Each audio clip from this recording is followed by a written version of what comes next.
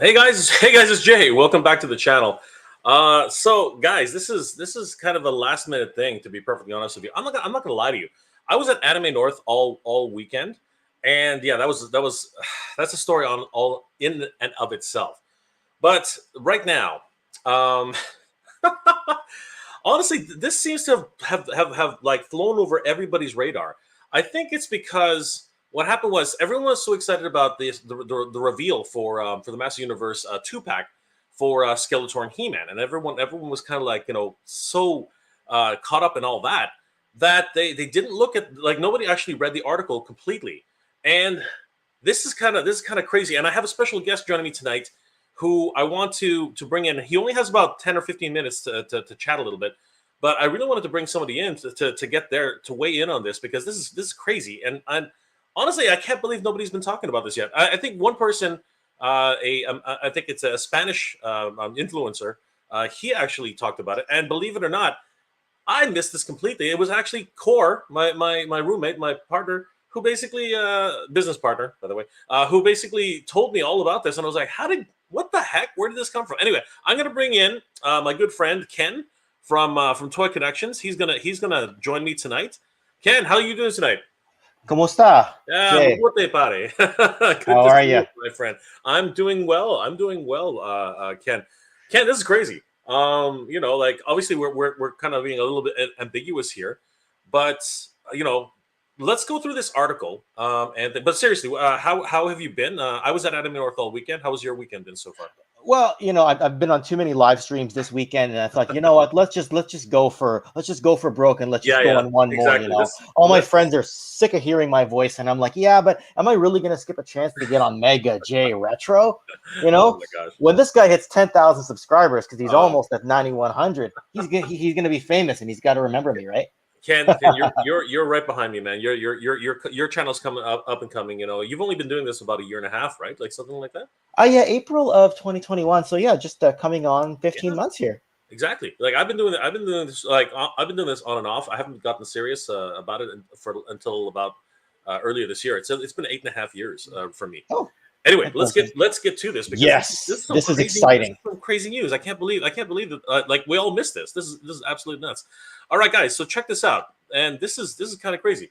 So this article was actually posted on Thursday at 8:30 a.m. And this is the article which actually broke the news that He-Man and Skeletor 2 pack, which is going to be a San Diego Comic Con exclusive, was going to be unveiled and available for purchase at San Diego Comic Con. But the devil's in the details here. So let's go through this a little bit really quickly, because again, Ken doesn't have much time. This article was written by Rob Bricken. He is a he's a freelance writer, and he was an editor at IO9. He interviewed PJ Lewis, who is the vice president of global marketing and portfolio leader. That's not going to come up at Mattel Incorporated. So these are some. This is the highest level that you can actually get for any sort of like news. So everybody knows about the release for He-Man and Skeletor, but what they didn't realize is this little tidbit right here. So let's check this out. So let me just highlight this, and we're gonna read all about this, guys. So check this out, guys. So first of all, IO9, which is says it sounds like the line could theoretically include new versions of, say, the fan favorite character designs of the 2002 reboot of Master Universe, or maybe the new adventures of He-Man cartoon. Mm-hmm. Lewis goes on to say, Rob, stay tuned for more. Let's just say that we certainly have detailed plans to expand the Masterverse into 2023 and 2024 Mm-hmm. and beyond. Holy crap. That is absolutely bonkers for the Masterverse. Now, they could be talking about New Eternia. They could be talking about, all these brand new lines that they're going to start introducing, Princess of Power. But this is where things get ridiculous. And this is where we have to start dreaming, Ken. Check this out, guys. As for something more specific, and this is very interesting, as some Mm-hmm. of our large format action figures soar, we're also going to be introducing a specific playset that anchors the line, which is going to be pretty fun. And hopefully you'll Yes. see more at Comic Con this year. Guys, this is absolutely nuts. This is ridiculous. What other playset could anchor down the Master Universe? I mean, seriously, let's can we dare to dream, Ken? Can They we dare to dream? they What always other start what with what other playset could it be other than a I was Masterverse? a Masterverse Castle Grayskull. Like seriously, what the heck is going on? This photo comes courtesy of the Foosh. Guys, this is obviously the classics playset, which I never got a hold of. Ken, did you get a hold of the classics? I believe. Okay, so I never owned one, but over at the National Toy Museum of Canada, Cherry Bomb Toys has one there. So I've seen one up close in the glass display, and I gotta be honest with you, Jay. What else could it be? They always anchor a line with Castle Grayskull, and because the Origins one has been on clearance for so long.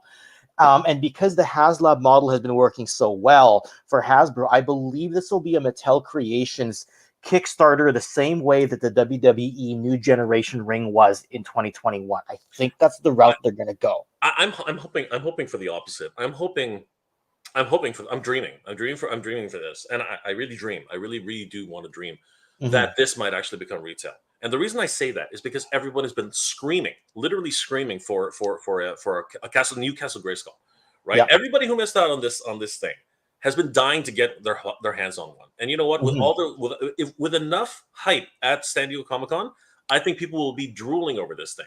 Like seriously, I backed the Snake Mountain by Super 7, right? Yep. And people are kicking themselves for not having it now. I mean this thing, I think it's averaging something stupid right now. It's averaging like $2,000 or something like that. And the same thing with this huge freaking beast on eBay.com is around $2,000. It's ridiculous. This is nuts. I don't know what else to think. Like seriously, holy crap! What the possibilities are, Ken? Like you never had one. You never had an opportunity. Well, never had an opportunity to own one, but I have seen it up close and personal at other people's collections, such as my friend's store there in Victoria.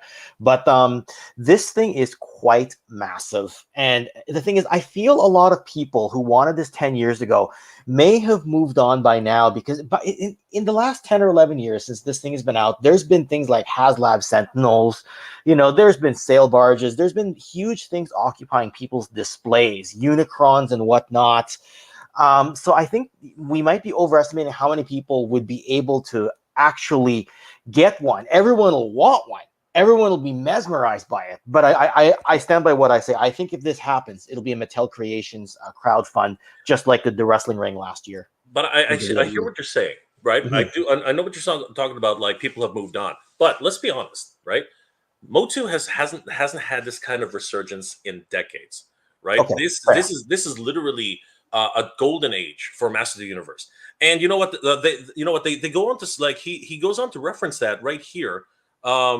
I believe I'm just gonna bring this up. So yeah, Lewis goes on to say, okay, I'll read this really quickly.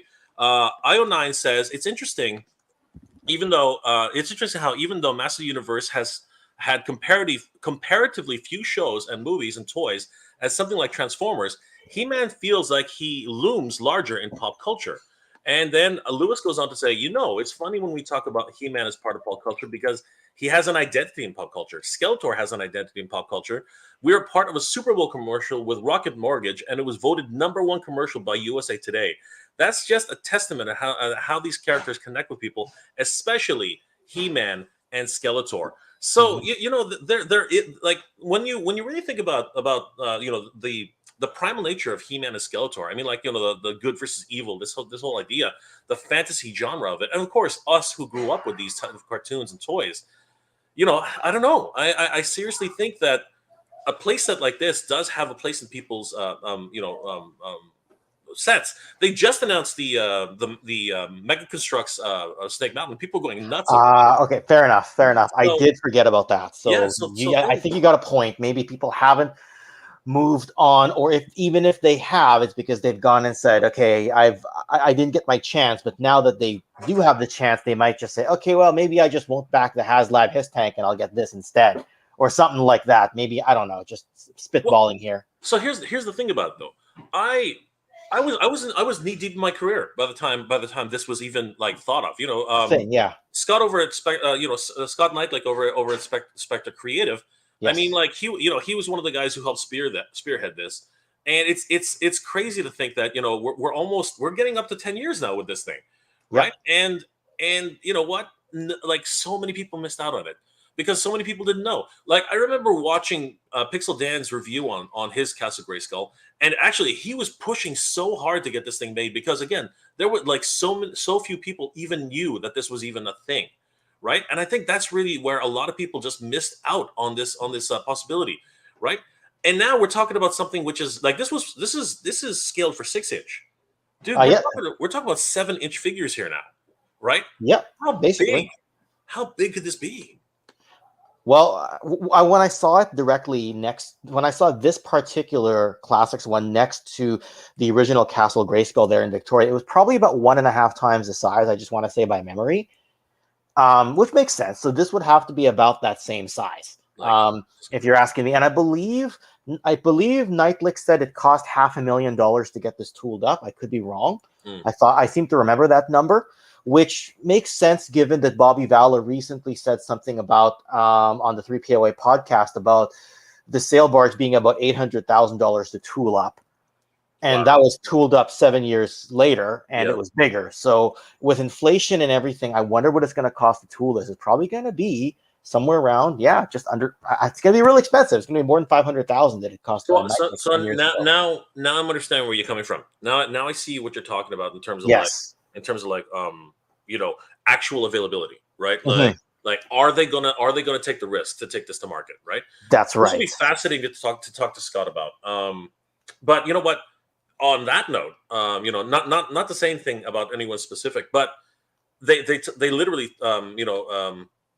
PJ talks about bringing Masterverse into 2023 and 2024. Now, even though I know Scott's going to be like he's had some hot takes on certain things, but we're not talking about like regular. We may not be talking about regular MOTU origins. We could be talking about, like I said, New Eternia, right? Brand new properties, which are completely different than, maybe not completely different, but outside of the influence of other entities. Let's just say it that way. Right. So it's possible that the Masterverse could change everything, right? Yes. Like, for instance, we do know. Sorry, not to cut you, but for instance, we do know that Princess of Power is not owned by. I think that DreamWorks is involved somehow. So there are other players in this game, right? So having said that. Sorry, go ahead. What do you think? Oh no, it wasn't that. It was my dog in the background here that's yelling. Actually, we're dog sitting. It's not even my dog. So whatever sound you heard wasn't actually me. I wasn't even talking at all. Sure. But regardless of any of that, I think Universal apparently is supposed to get some level of ownership back from MOTU, and I'm not actually aware of the Princess of Power co-ownerships there. So maybe I'm a little bit in the dark. But Jay, I really wish I had more time to talk about this because we're in the thick of the discussion. You're excited. I'm excited. This is crazy. But if this really does happen, and however it gets released, whether it's mass retail or Mattel Creations, you and I will be able to say, remember that night in the middle of the summer, a few days before SDCC, when we broke this news to Jay's audience. Imagine that. This is just crazy. This is crazy. Yeah. You know what? We have to get together, right? We like, I think you're planning something for the two of us. So, guys, definitely, if you have a chance, go check out Toy Connections on YouTube. Ken, let people know where they can reach you really quickly before. Sure. And then you can also drop the link after you're done streaming. You can also drop the link in the description. But it's Toy Connections on YouTube. It will be spelled Connection spelled KENNECTIONS. And Jay, correct me if I'm wrong. I'll see you there this Saturday. We're going to be talking some MOTU stuff anyway. We're going to be talking the modern rise of MOTU. I think going to be at noon Eastern time. I'll see you there with my buddy Grindhead Jim and hopefully one other friend. So I guess I'll see you Saturday and we'll see if it's announced by then. Absolutely. That's why I wanted to bring Ken in tonight. So guys, definitely go ahead and chat and subscribe to Ken's channel. Ken, have a great night. Thank you for joining me on this last minute thing. This was just something I wanted to talk about. So I thought it was going to be a lot of fun. Thank you so much for inviting me on. And I can finally cross the appearance on Mega J Retro off my bucket list. And hopefully next time will be a longer appearance. Absolutely, Ken. Anytime. Take care, buddy. I'm visiting you, actually. Yep. Oh, sorry. That's my kid screaming into the microphone.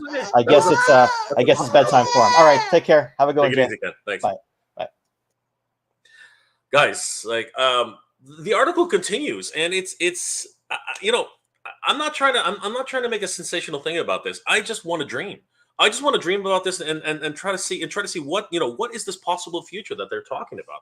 I mean, we're not talking about somebody a project manager here. We literally are talking about PJ Lewis, the vice president of global marketing and portfolio leader at Mattel Incorporated.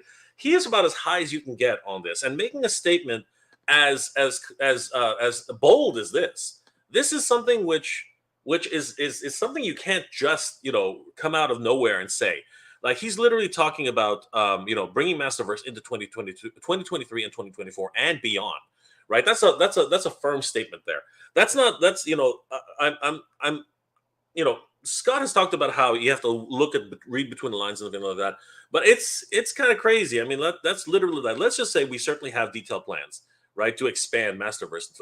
Now, having said that, as I said, New Eternia is a brand new property, as far as I can tell. They still have Skeletor, they still have He-Man, but they are different characters. But you know what? In terms of this statement here, he literally said, as for something more specific, right? And he talked about large format action figure sort, right? We're going to be introducing a specific playset that anchors the line, which is pretty fun. I can't say anything more than this is the anchor of the Masters Universe line. And Ken said the exact same thing. Nothing else anchors Master Universe as a playset, and that's the key, as a playset, more than the Castle Grayskull. Seriously, I don't know any other playset. Now you could talk about Eternos, you could talk about Eternia as the Eternia playset, things like that, but those things do not come to mind. The first thing you think of when you hear Master Universe, right? There are three things you think of. You think He-Man, Skeletor, and you think Castle Grayskull. Those are the first three things you think of immediately, right? Any Master Universe fan, would believe that. When they're talking about pop culture, right? The USA Today with Rocket Mortgage, what did they reference under the Rocket Mortgage? What's it called? Commercial that was so hilarious. It was Castle Grayskull, right? Now, granted, it was the Origins Castle Grayskull, but still, Castle Grayskull is always on top of mind whenever you look at Master Universe. This thing is iconic. It is literally embedded in the public consciousness. This is a must-have, and so many of us in the toy collecting community have been vocal about getting a new Castle Grayskull, for the Masterverse line. And this, again, in a few days, we're going to find out exactly what they're talking about. In a few days, we are literally going to congratulations to everybody who's going to be going. I'm not going to be going, unfortunately, but if you can get into Hall H, apparently this is going to be the time to go, guys. Not only are they going to be talking about whatever playset they are going to be talking about, there are some other little reveals here that they showcased in this article, which again, many people who've been covering this just did not. I don't know if they didn't see it or we were all captivated by this thing, right? The 2-pack, which is blew my mind. It blew so many people's minds. But let's read this part of the article. io9 goes on to say, well, speaking of Comic-Con, you have the first ever Masters Universe panel in Hall H, the very, very large room that hosts the biggest panels like Marvel Studios. That's a big deal on multiple levels. Lewis goes on to say, and I'm going to highlight this for all of us. Lewis goes on to say, yeah, it's a great level up for the brand. That is huge. We've been licensees on brands that have had Hall H panels in the past, Jurassic Park, WWE, and I've been to a few of those. But to actually have a Hall H panel on He-Man, it's going to be a big deal. Dolph Lundgren is going to be on our panel. Kevin Smith is moderating it. It's in Hall H, and this is important, and I can't tell you who the special guest is, but they're going to blow your socks off when it's revealed. Holy crap. They're going to have another special guest. They're going to have another special guest. Like who? Who could it be? Who? And then it's not just a special guest that fans are going to know. Apparently, this is going to blow your socks off. Who could it be? This is crazy.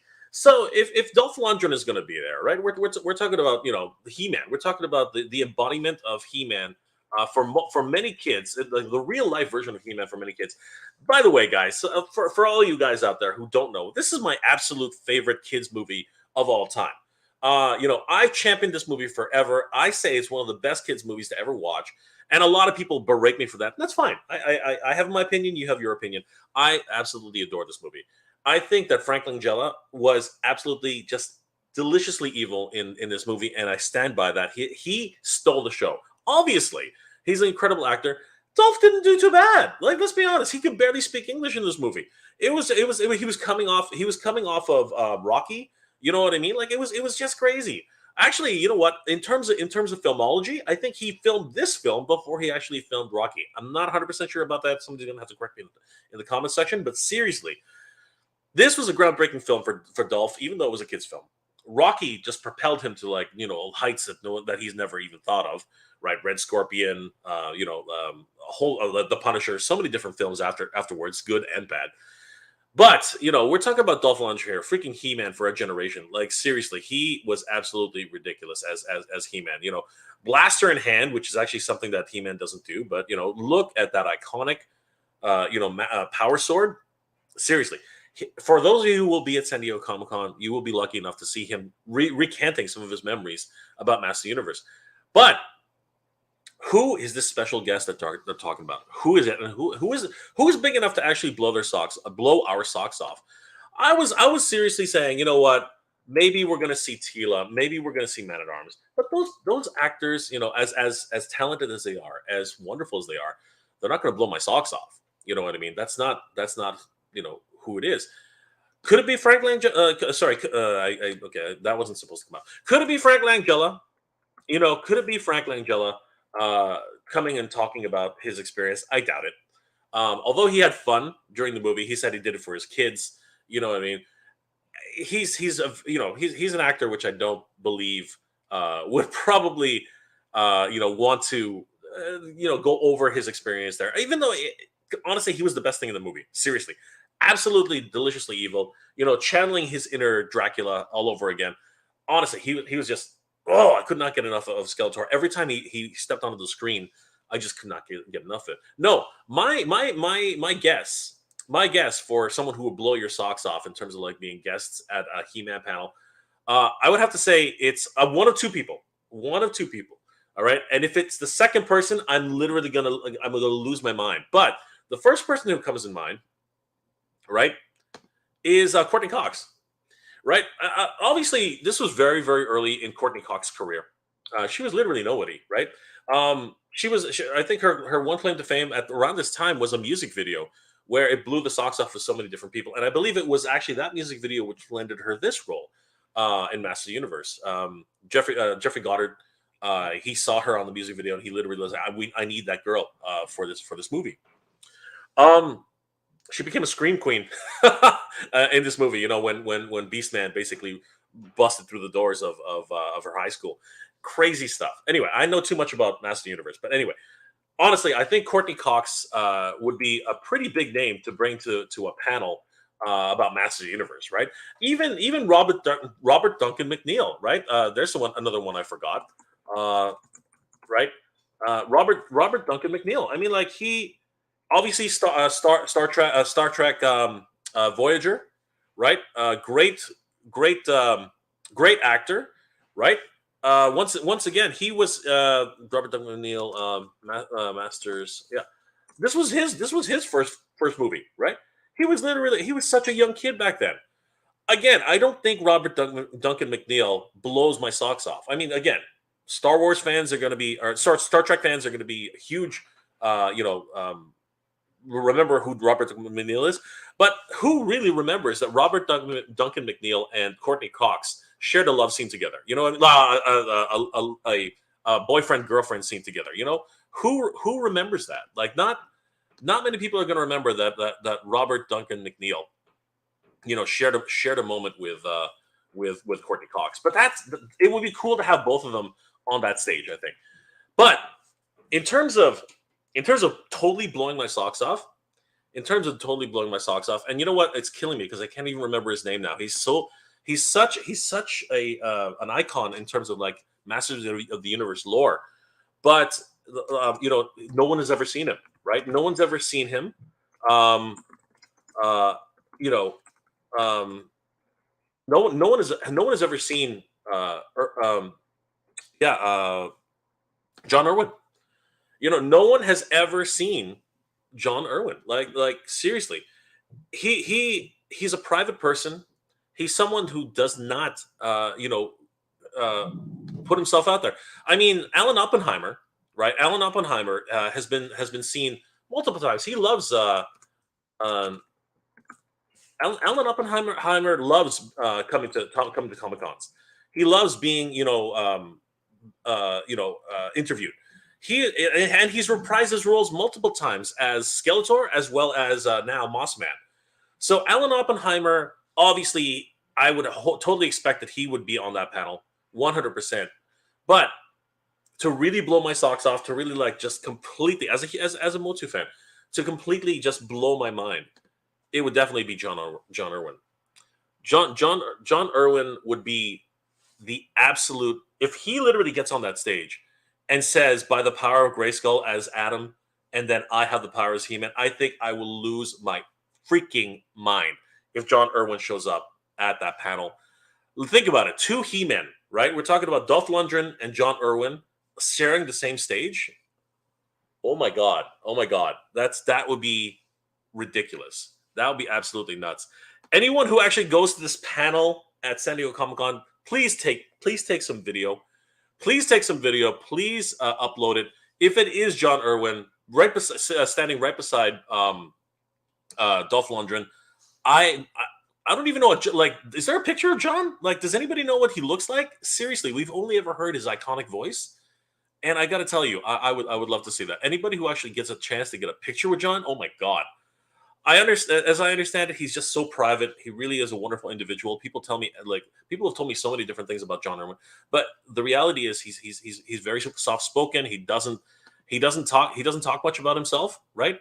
I mean, like it's crazy. It's literally crazy. So yeah, I think that those are the biggest things. But you know what? The future of Master Universe is just looking freaking bright, man. It's going crazy.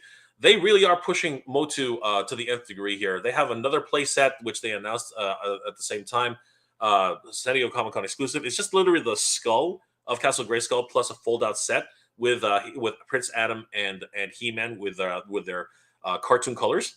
But yeah, it's just crazy. And then the biggest thing that I'm hoping for, I'm dreaming again, guys. I am absolutely dreaming, right? Because they go on to talk about so many things. Here, Lewis says, and then IO9 says, "Okay, then what else can fans expect from the panel?" Lewis goes on to say that this is the 40th anniversary and a great moment to remind us as fans for celebrating this franchise's history. I think that you'll get a sense of how we at Mattel are thinking about He-Man, the storytelling, the history, and where we're going with the Master Universe. So this is going to be fun, right? And this is important.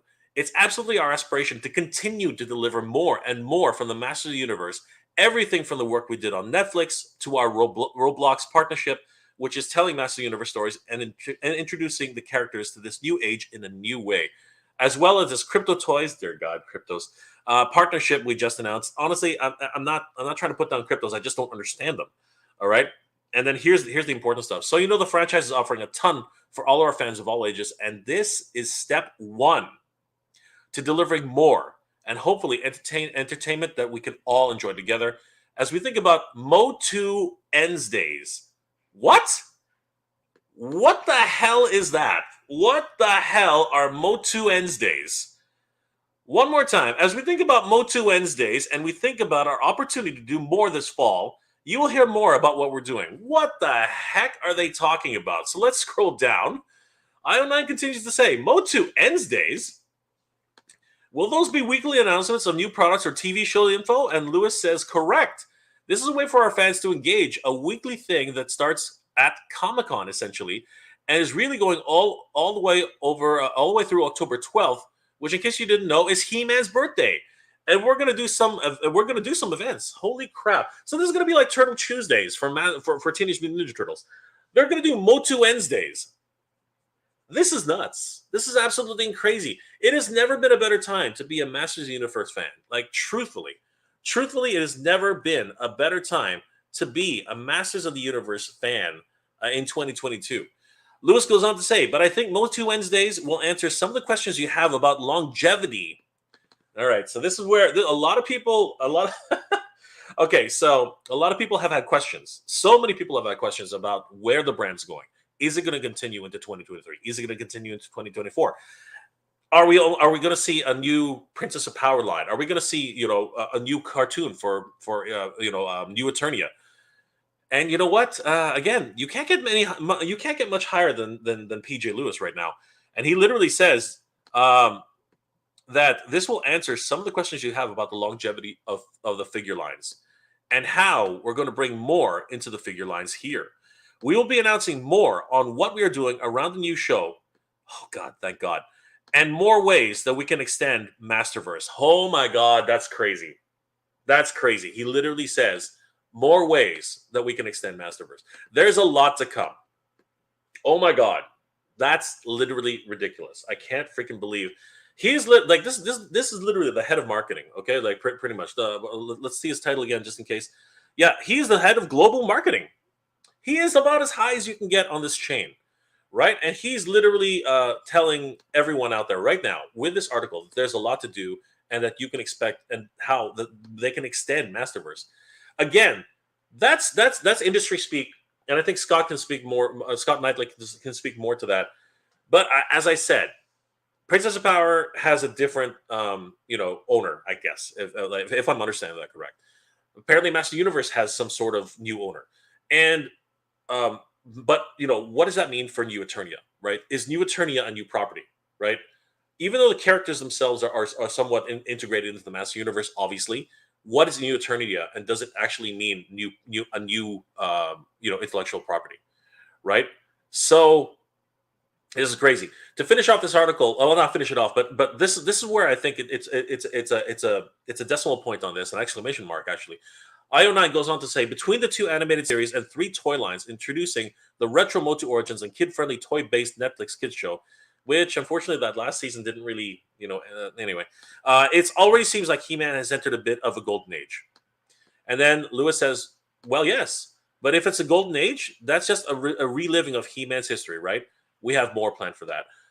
So we are looking at additional releases for the 40th anniversary.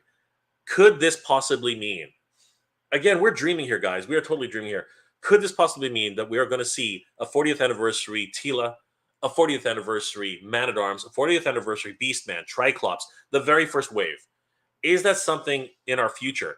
But I think a lot of people, a lot of fans are literally on bated breath to find out this particular question. Does that with Dolph Lundgren's inclusion, into the panel for the 40th? Is there any possibility that there could possibly be, a revival of the Stout collection? You know what I mean? An actual licensing. I mean, why else would Dolph Lundgren be there? Why else would he be there, right? Except to announce, something as monumentous as this, a monumentous idea that the movie figures are going to make a comeback. These pictures come courtesy of news.toyark.com. They're a great resource for toy news all year round. Guys, give them a like and follow. Tell them that Jay sent you. I am fortunate enough to actually own this entire line, and the price on these figures has literally just absolutely skyrocketed. And of this is the Stout collection, so they do not actually have the likenesses of the actors from the movie, right? These are based off of the designs, the character sketches from the Stout collection. So although they have similar features and similar looks to Frank Langella, Dolph Lundgren, and there was so much makeup on Karg it didn't matter, but they are not the actual likenesses. Would it not be absolutely mind-blowing with the facial scan technology that they're using for WWE figures? Wouldn't it be absolutely epic to actually see actual, officially licensed versions of He-Man, Skeletor, Frank Langella as Skeletor? Dolph Lundgren as He-Man, Frank Langella as Skeletor. Wouldn't it be just absolutely bonkers to see that? And then, can we only dream? Can we seriously dream that we get the likenesses of Tila and Man-at-Arms? Forgive me, I don't remember the names. Courtney Cox and Robert Duncan McNeil, and then of course Wildor. Billy Bartley. Wouldn't it be absolute? James Tolkien, James freaking Tolkien as Lubick. Wouldn't it be absolutely mind blowing to get all these guys in a collection, right? The possibilities for what's going to be announced at San Diego Comic-Con are absolutely off the wall, and just again, I'm just dreaming here, guys. I'm just dreaming. I don't know what the future holds, but my dreams include, a full set of Master of the Universe movie figures. Like seriously, that would be just absolutely ridiculous. And we can't discount what Super 7 did with these. Like seriously, they did an amazing job with the brand. But imagine, if you will, and these photos come courtesy of He-Man.org. Look, check out this possible new take. And this was back in 2012, right? Like a fully articulated Master Universe figure, right? Like 22 points of articulation, however many, who knows? But seriously, imagine. And this is as I said, Pack Rat Studios posted this on October 12th. This is way back, right? I mean, look at this fully articulated He-Man, right? Soft goods cape. He needs to be a little bit bigger, truthfully. But honestly, the possibilities are endless here. Like this is just crazy. Honestly, I'm excited. I'm excited. I'm beyond. Like I was excited on Thursday. I was excited on Thursday when this happened. But now, actually having read the article, right? And this is my business partner Core telling me all this, right? Having read this article and actually, looking at what it entails, right? The possibilities and the reality of what is possible. It's just coming to fruition now. And my dream, my absolute dream is at the very least out of this that we get an announcement for Castle Grayskull. Castle Grayskull would be my absolute dream for this, because I need a Castle Grayskull in my life. I don't have one, to sit beside my Snake Mountain, but that would be absolutely wonderful. And I hope, but my absolute wet dream would be that this is a retail release. But I do have to take into consideration. We do have to take into consideration what Ken said. Play sets like this, just like what was proven with the Hiss tank, right? They don't come around. There's none. But if it has to be a Mattel Creations Kickstarter crowdsourced project, would it not be epic? Would it not be absolutely ridiculous to have this with stretch goals like a movie versions of He-Man along to coincide with it? Would that not be absolutely ridiculous? That would be absolutely bonkers. I don't know about the likelihood of it. I don't know what the future brings. But you know what? This article really has given me a lot of things to think about, a lot of dreams. The article goes on to conclude as IO9 says, it's interesting how hello, where'd you go? It's interesting that even though Master Universe has had comparatively fewer shows. No, I read that already. No, sorry, I already finished off the article. But basically, the article goes on to tail off at Master Universe is really interesting brand because the characters themselves have become a big part of pop culture. They have transcended the brand to some degree. Holy crap. It's different than other brands that I remember when I'm on my bedroom floor as a kid, whether it be G.I. Joe or even Transformers. Honestly, I do have to say, when Master of the Universe hit the store shelves again, I could not absolutely believe it. And if you look at most of my hunting videos, every single time I see it, even if it's full of peg warmers and shelf warmers, I literally say the exact same thing every single time. It warms my heart. It warms my heart to see Master of the Universe back on the shelves, and I can't wait. I seriously can't wait to see what the future brings, because seriously, this is with everything that they're talking about right now, with everything that's possible, right? I want to believe. I seriously want to believe that this is something which can absolutely happen. This is a dream, and and you know what? We won't have to wait too long. We are 1 week away. We are 3 days away. We are 3 days away from the launch of Comic-Con, right? Preview day starts on Wednesday, and preview day is when you can actually start buying the Skeletor and He-Man 2-pack. So everybody get ready for that. That's going to be an absolute war. Okay, I've been there. Go and watch some of my videos on Mega J Retro. Go and watch my videos of me lining up trying to get the He-Man 2-pack. I failed every single time. It sold out 3 people before I actually got there. It was ridiculous. So get yourselves ready, guys. Get yourselves ready, because unlike Hasbro, who has these QR scan codes, whatever they have on hand is whatever they're going to sell. Every single day they have an allocation. It could be 200 pieces. It could be 300 pieces. Every single day they have an allocation. Get there early. Get there, be there as early as you can. The doors open at like 8 o'clock in the morning. Get there. Do not sleep on that. All right. If you every day that you're at Comic-Con, be there as early as you can. Every time I was there was 600 people in line. Let me just show you. Let me just quickly show you what it's like to be in the thick of Comic-Con. Let me just share this with you. You guys, this is absolutely bonkers. Let me share this with you. Let's see this. YouTube. All right, this might chug a little bit, but let's try it anyway. Mega J Retro SDCC 2018, or was it 2019? I can't remember now. No, it was 2019. Stop it. 2019. All right, check this out, guys. So I think it was it day 2? Was it day 9? Yeah, let's try day 9. No, day 2. Let's try day 2. Yeah, I tried my absolute best to get in there every single day, and I failed every single time.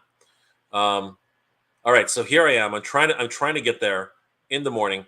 Watch this. So this was the 50th anniversary, by the way. So check this out. Here's me walking to Comic-Con, trying to get there in time. This is early in the morning. This is like 7:30 in the morning. Okay, this is ridiculous. Watch this. This is where things get stupid. I'm walking all the way to the entrance. Okay, of trying to get into Comic-Con. By the way, that's the city. Shake a cam. I'm sorry. This is the line. Okay, look, guys. This is ridiculous. This is the line up at Comic-Con. Let me switch. Okay, this is the line at Comic-Con.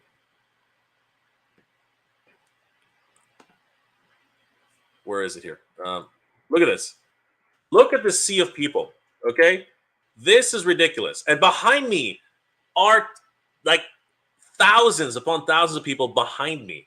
Right in front of me are thousands of people. Behind me are thousands of people. This is what it's like to try and get an exclusive at Comic-Con. This is absolutely bonkers. This is us. They finally let the line go. Literally, be careful, because honestly, people try to rush the line. It's ridiculous. And look at this. People are literally running, absolutely running to try and get those exclusives. And here, watch, follow me. I actually try my best to actually run to. I literally run. I'm running to the Mattel booth right now. I am running to the Mattel booth. I'm trying my best to get the Adam and the Prince Adam and He-Man 2-pack. I am literally running. I sped this up because of time, but I'm running over there. There's a Mattel booth. That's the end of the line. So I checked out NECA first to see if that was possible. Here's the end of the line for this. This is the lineup for Mattel. Okay. So this was NECA. All right. Here's Mattel. So this is the lineup. Here's the end of the line. And this young gentleman right here. He's telling people, no, you can't line up. Line is cut off. He literally was telling us you can't get in line. The line has been cut off. They capped the freaking line. Like this young man right here, he's literally telling everybody, no, come back in 20 minutes. Like he's like, I'm coming up here. I'm asking him nicely, like, can I get in? And he's literally like, nope, can't do it. Nope. So I was denied. I was denied, and that happened four times. Four times while I was there, that happened. So, guys, like this, it's crazy. So if you are going to be at Comic-Con, get yourselves ready, man. Get yourselves ready, because it's ridiculous. It's an absolute war. But yeah, guys, I didn't want to be dramatic about this. I didn't want to be create false hope. I didn't want to do that. But honestly, I want to dream. I want to dream that something like this is possible. I want to dream that we will be getting a playset this large, and I don't know. I don't know. You know, why is Dolph Lundgren going to be there? Obviously, he's going to celebrate, but he wasn't part of the 40th anniversary. The 40th anniversary. He's part of, if anything, he's part of the 45th anniversary. You know what I mean? Like that's like it's absolutely interesting seeing what's developing here, right? So it's my hope, my dream that any of these things are possible, right? That we'll see something which is like the Stout Collection, which we'll see, the movie figures coming out. That we'll see, something like this, like the actual Castle Grayskull playset. I really hope that that's something that's possible. Again, I want to dream. I really do want to dream. It's absolutely nuts. Oh my God, this has been absolutely crazy. And the chat has just literally exploded. I have no idea. I apologize for not saying hi to many of you guys. Ken was here, and I wanted to be able to chat with him as long as it was possible. So, I wanted to basically do that. I wanted to cover exactly this entire article, because I don't think anybody other than a few channels have really picked up on this. And I really want to discuss this as a community. Like, what does this mean for the Motu community? What is going to happen? What are the possibilities? Anyway, let me say hi to who's here right now. And yeah, let's discuss this, guys. Let's find out what do you guys think? It's 12:48 a.m. in the morning. Thank you all for being here on a Monday morning. I know you guys have to get up for work tomorrow, so thank you all for being here. Armando, pardon me, guys. Armando, hey Jay and chat. Late stream, it is. Dividends, let's do this. Right, Ken. Kumusta ka pare? Hello, guys. How was this evening's event? How was the event this weekend? It was good. It was crazy. A lot of people fainting. The heat was like getting to a lot of people. Scum of the Earth, World of Durber. What's going on, my friend? I'm here for the friendship. Absolutely, you are absolutely welcome to be here, and of course, I appreciate your friendship. K Coco 1701. Jay, go to bed. I know, right? Look at these bags. It's just crazy. Bob Leacher, hi Jay. Hey Bob, what's going on? Chinovo, quarantine with COVID. Plus side is I could watch all of the live streams and then be home in July 20th for the He-Man drop. That's awesome. That's awesome, Chinovo. Congratulations. Try to get it. Let's all try and get them because honestly, that's going to be some crazy drops.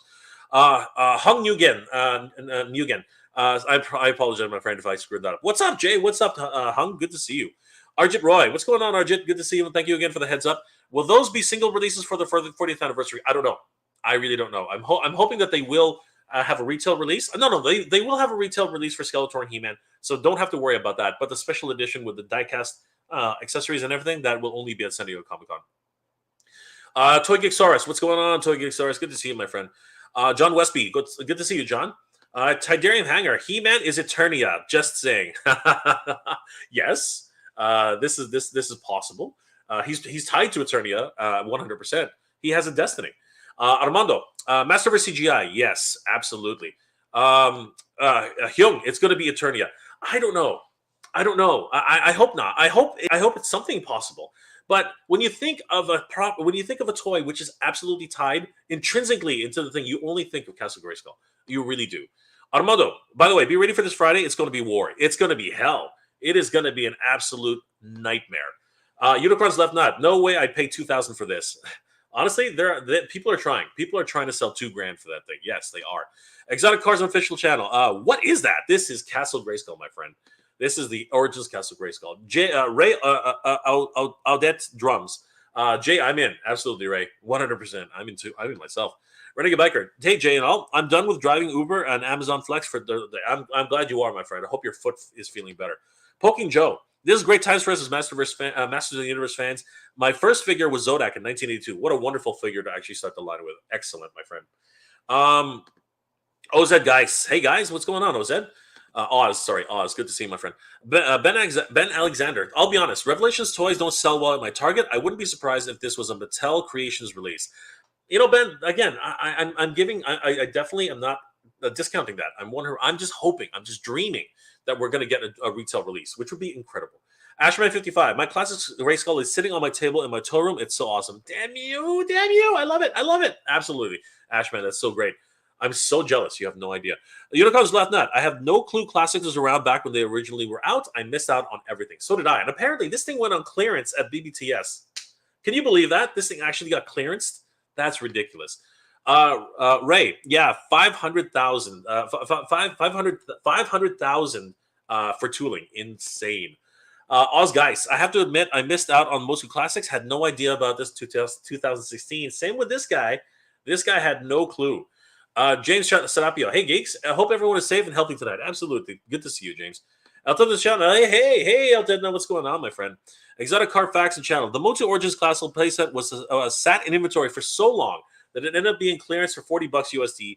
I can't imagine that this would happen, but that's Origins, right? That's Origins, and there were distribution issues with Origins, like on a massive scale, right? This is Masterverse, so this is possibly going to be Masterverse. If it has to be a crowdsourced project, so be it. I'm in. I am all in on a crowdsourced project on this 100%. Oz, tooling isn't cheap, and they need to know that they're going to get a return on investment. Okay, then I can totally get behind. I can 100% totally get behind a crowdsourced project. Black Phoenix 77. What's going on, Black Phoenix? Good to see you. Okay, I'm going to start.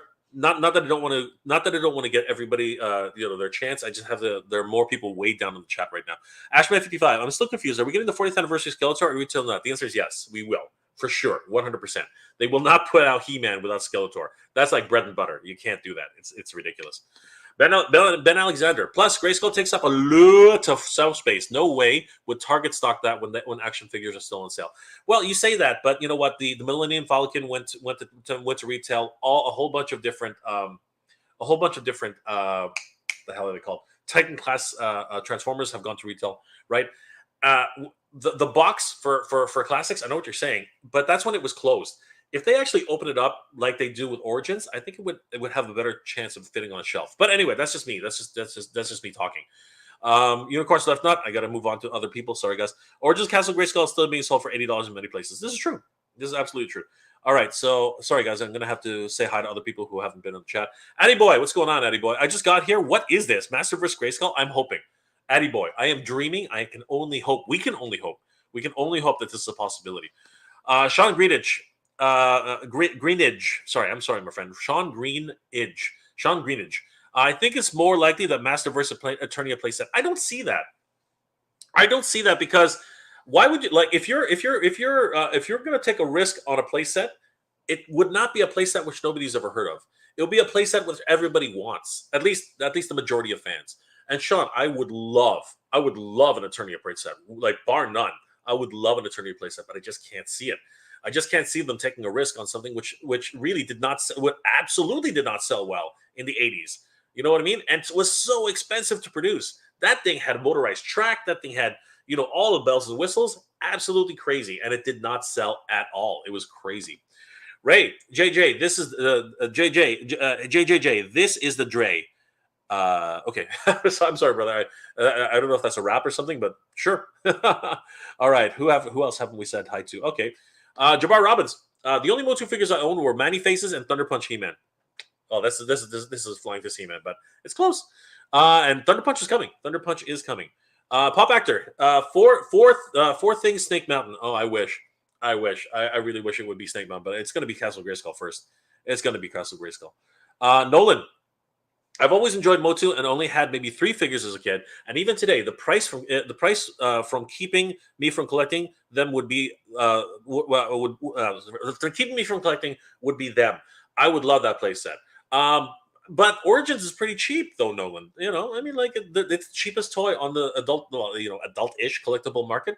It really is the cheapest. Bloodsport 1, a Newcastle Grayskull. I'm sure as hell hoping so. Babesco. Mr. J, you're doing some good work, champ. I swear lately I've been getting all my MOTU and He-Man breaking news from you. I'm always busy, but nothing better than checking out your channel. Thank you, Babesco. I really appreciate it. I really do. Your words really hit me right here. Peter Vita. I think that the Masterverse line will just pick up different eras and different styles from throughout He-Man's history and will bring them to the 7-inch form so fans can cherry pick the characters they want. That'll be excellent. I hope that that's also a possibility, but I still hope that this, again, I'm just dreaming, but I hope that this is possible, a possible announcement because they talked about large format play sets, and this is the one that I'm really hoping for. Poking Joe. The Revelations figures, not my favorite thing. The new 40th anniversary Masterverse is amazing. Is great. I only collect Origins at the moment, but I will buy the 40th anniversary figures now. Oh my gosh, I know, right?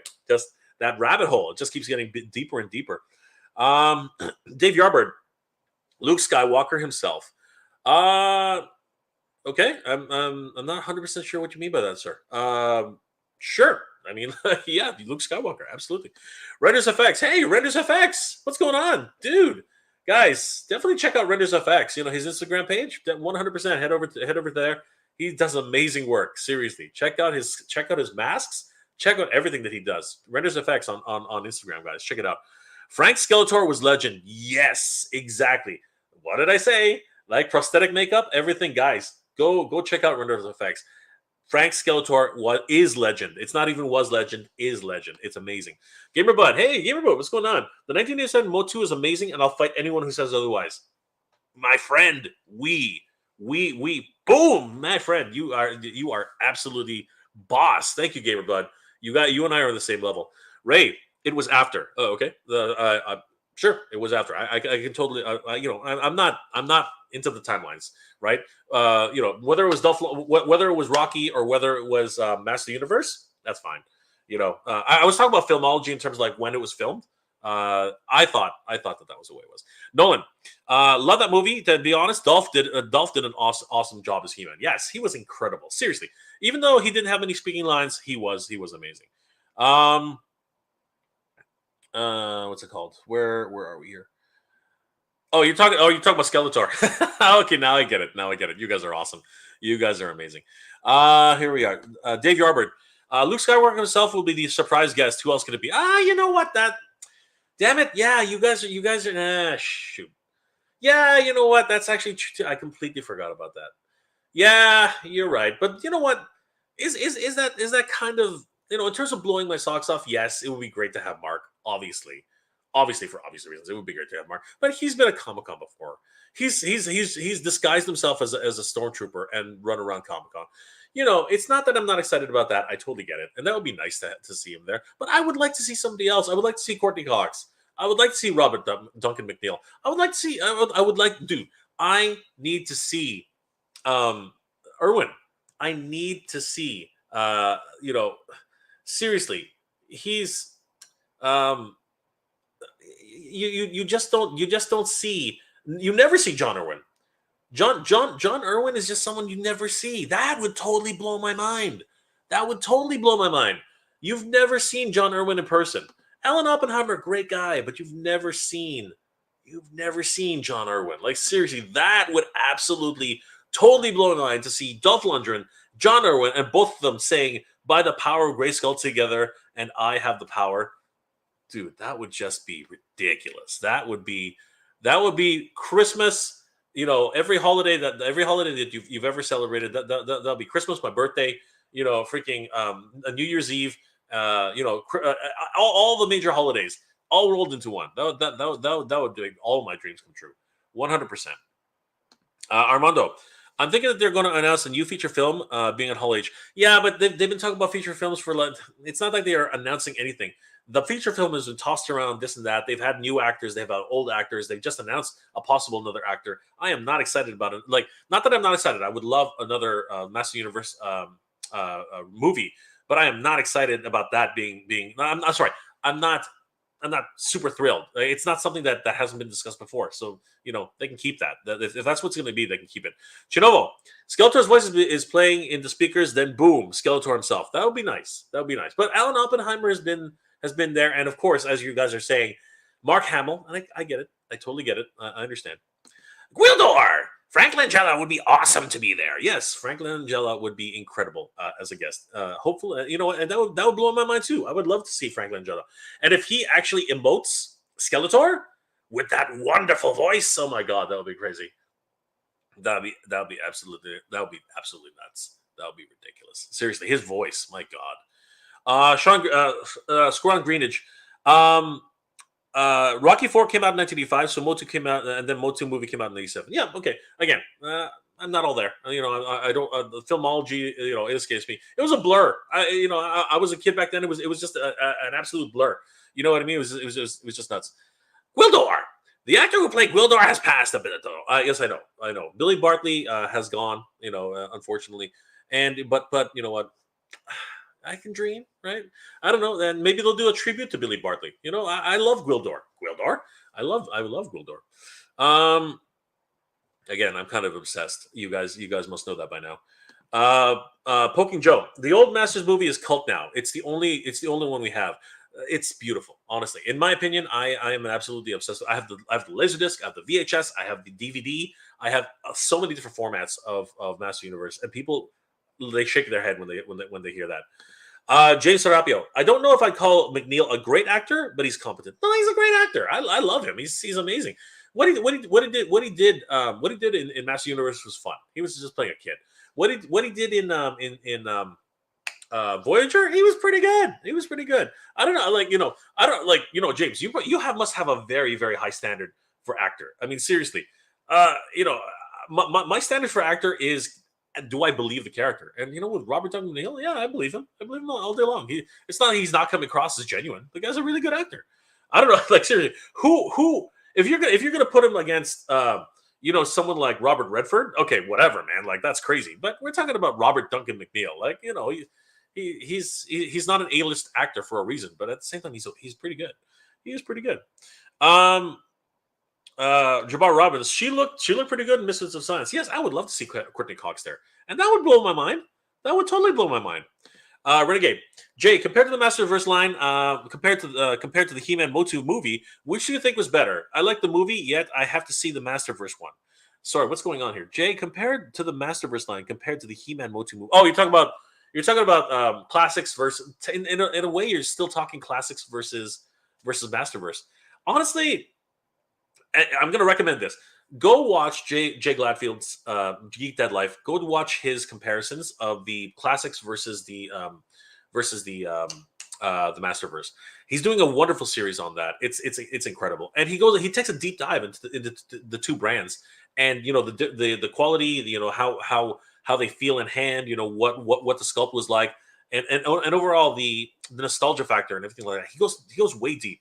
So definitely go check out Geek Dead Life's whole series on classics versus Masterverse. It's awesome. Justin Mohan, hey Justin, what's going on, bro? Good to see you, my friend. Ray Allen, he's great. He is great. He's incredible. Justin, I see some Geek Dead Life people here. Absolutely. Everyone's welcome. Beautiful stuff. Bloodsport 1. It's Doink the Clown. Ha ha ha ha ha. Yes, that possibly is true. I'm not going to lie. Jabbar, John Irwin is also the voice of Reggie Mantel of the Archies, which was made by Filmation too. Yes, he's voiced so many different characters through Filmation, 100%.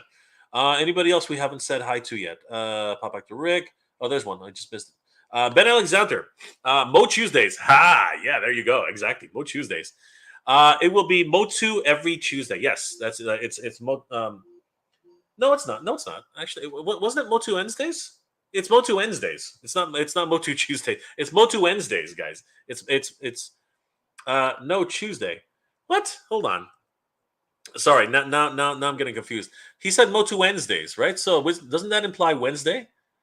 Maybe I wasn't reading it properly. Hold on. Let's just go back a little bit. Where was it? Hold on. Motu ends. Mo Tuesdays. Oh, Mo Tuesdays. Oh, okay. I'm an idiot. Yeah, Mo Tuesdays. Yeah, I'm an idiot. I'm a moron. Yeah, I don't know how to read. I'm dyslexic that way. So Mo Tuesdays. Yeah, okay. Mo Tuesdays. That's cool. And they actually did say that, right? So Mo Tuesdays. Yeah. Yeah. Call me a moron. That happens all the time. I jump the gun. Yeah, Mo Tuesdays. Cool. So it's going to be Motu. So wait, hold on. I would have preferred Motu Wednesdays, and I'll tell you why. I would have preferred Motu Wednesdays because we already have Turtle Tuesdays. So you're going to get two freaking whatever. That to me that's kind of ridiculous. Like, I think Motu Wednesdays, it doesn't roll off the tongue as nice. Obviously Mo Tuesdays is better, but I think Motu Wednesdays. Man, what's with that? You got Turtle Tuesdays, which makes more sense, right? And Motu needs. I don't know. Obviously, it rolls off the tongue better. You're right. That sucks. To me, that sucks. They need a different day. Truthfully, I think. I think Master Universe needs a different announcement day. But yeah, that's crazy. Captain Stevel, Motu dropped in Canada. Yeah, unfortunately, it is.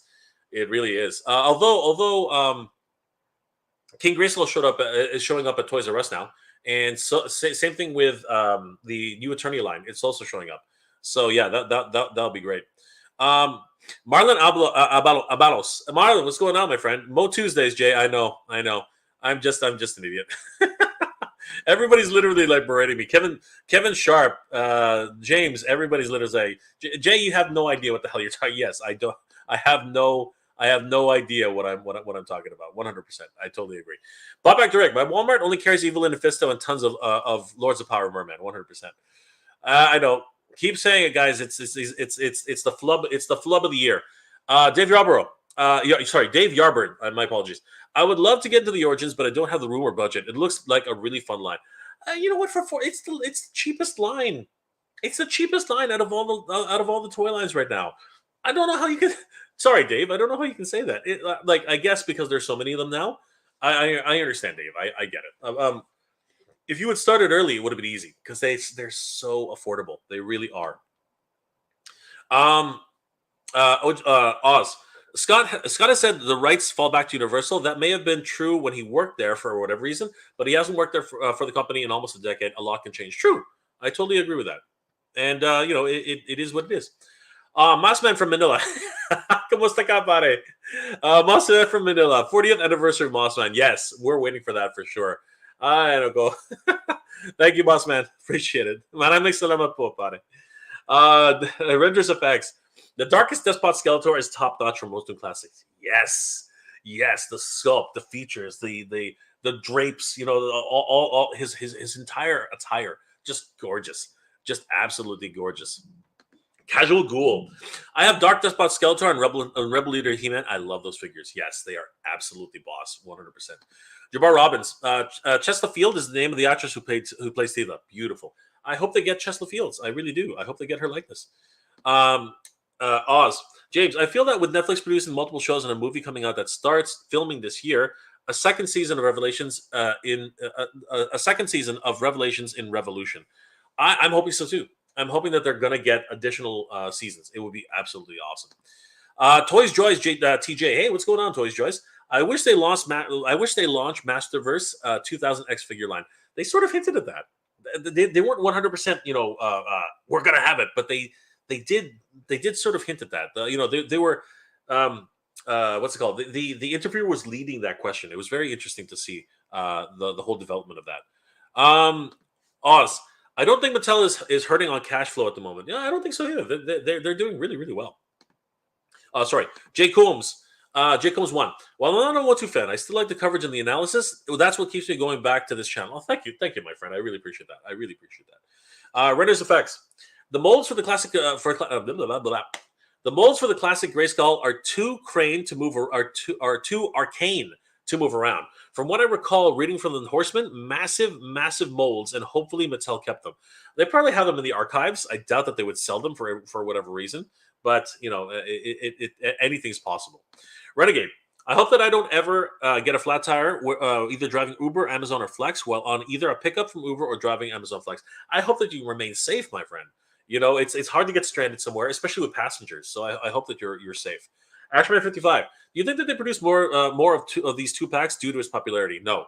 Unfortunately, because of the way these product lines run, especially with diecast, they only produce what they produce. There's not going to be any more after this. So guys, get yourselves ready. It's going to be what it is. Bloodsport 1. You have no beard. You had no beard back then. I did. No, you're right. It was a goatee. All right. So yeah, I had a goatee. It wasn't a beard, but I had a goatee. And you know what? Eventually it's gonna go. I know it's gonna go eventually. One of these days it will. MIS1. I want the no hold barred set, and I hope I get one off of Mattel Creations. Yes, it is beautiful. It is a beautiful set. James, tooling for a 7-inch Grayskull would be costly as F. Yes, I know. But I'm dreaming, man. I am dreaming, and that's all I can do. I can only dream. Wow, the chat has just exploded. Bloodsport 1. Jay's running. Yes, I am. I ran. I ran like the Dickens, man. You have no idea. 30 Fire Marshal rule. Hey, you know what? They didn't stop me. Wildor. I'd be way too angry to deal with that. Oh yeah, I know. It was ridiculous. It was absolutely nuts. Bloodsport, you'll be at New York Comic Con 2022. Excellent. Eddie boy, sounds like you pretty much have have to camp out there overnight. You can try, but they don't let you do that on the front line. Trying to get into the building, they don't let you do that. So you that's not how it works. They let you camp out for. It's weird. They let you camp out for Hall H, but they won't let you camp out for the convention center itself. So there's none of that. You literally have to be there at like 6 o'clock in the morning to try and start lining up. Gwildor, as much as I dream about going to San Diego Comic Con, I hate being around that many people, especially when some of them are rude and line cutters, etc. Yes, absolutely, Gwildor. Pop actor. If Courtney is there, I will be the first in line. 100%. That will be absolutely ridiculous. Eric Munoz, thanks for the info, Jay. At this point, it's speculation, but honestly, there was so much information in that article, I could not believe that no one else is talking about this right now. It's kind of crazy. JVNNYD, are you going to San Diego Comic Con 2022? No, unfortunately. I have the opportunity to, but I just my travel plans these days are just nil. It's very difficult to travel outside of Canada. That's just the reality, and I just don't want to deal with the hassle. I really, really don't. Dividends. I want Castle Hellskull. Addy boy. SDCC sounds like fun. It's a popular estate sale. Oh, that's funny. Oh my gosh, I wish it was. It would be so cheap. Chris Allen. If they just released the Classics Grayskull under the Masterverse brand, I'd be ecstatic. Yes. If they re-release this under the Masterverse brand, this guy and apparently Chris Allen, we would be through the freaking moon. 100%. If they did that, I would be out. It still fits. It's a really, really tight fit, but it still fits. He's got headroom. Preppy 1982. Hey Jay, do you think we might get a 40th anniversary Battle Cat? God, I hope so.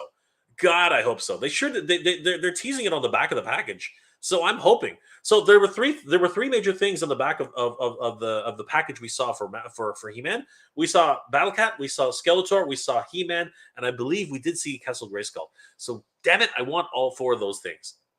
Red Knockdown Rodson. I just want Moss Man. Is that too much to ask for? He could be coming, and he could be flocked. You just never know. James. Chris Allen, I could see this happening as it saves a lot of money on tooling. It's just a paint variation to distinguish it, maybe. Absolutely. That would be absolutely insane. All right. Anybody else we haven't said hi to today? Red Knock Ranson. Moss Man. Come on, San Diego. Let's go, Mattel. Absolutely. 100%. Brick Something. Masterverse figures are badass. Yes, they are. Brick Something. Just opened a MOTU Classics Batros tonight. The Classics was great, and I'm glad we have Masterverse to continue that scale. Absolutely, Brickverse. They're actually an inch taller, believe it or not. Alex Valdez, Masterverse Grayskull. It'll get funded in less than a day. That would be so great. That would be so freaking awesome, Alex. I do hope so. He-Man, my poor pal Battle Cat always bumps his head trying to get through the front door of Castle Grayskull. We are due for a renovation. 100% He-Man. I really hope so. I really, really do. Renegade, Jay, I'm going to go see the orthopedic doctor this week, by Friday. That's excellent, my friend. I hope you're feeling better. Nathan Harper, I'm curious to know the Masterverse Grayskull will compare to the Classics version, what the new features will be to make it stand out. Honestly, at this point, I think people just want it, right? It'll probably have more or less the same features as this, or possibly referencing many of the features that were showcased in the show. So we might have a new foyer, we might have a new, whole bunch of different other aspects of the castle. So that would be very, very interesting to see. 100%. 30. Where did they mention about a MOTU playset? I missed it. They didn't mention They mentioned a MOTU playset, and I'll go right back there so you can see what I'm referencing. So if we go back to the article, right? Let's zoom this up. If we go back to the article, it says right here. So basically, they're talking about the reboot, New Adventures of He-Man. Lewis says to stay tuned. They're going to expand the Masterverse into 2023 and 2024. And here it is. As for something more specific, as some of our large format action figures soar, very important, large format. We're also going to be introducing a specific playset that anchors the line, which is going to be pretty fun. So that would be absolutely ridiculous if, and again, it's all speculation. We don't know. There are no guarantees in this, but I am dreaming, I am hoping, I am wishing for a Revelations Grayskull, 100%. And if it's not that, I'm going to make a petition to make it happen for a what's it called, a crowdsourced project on Mattel Creations.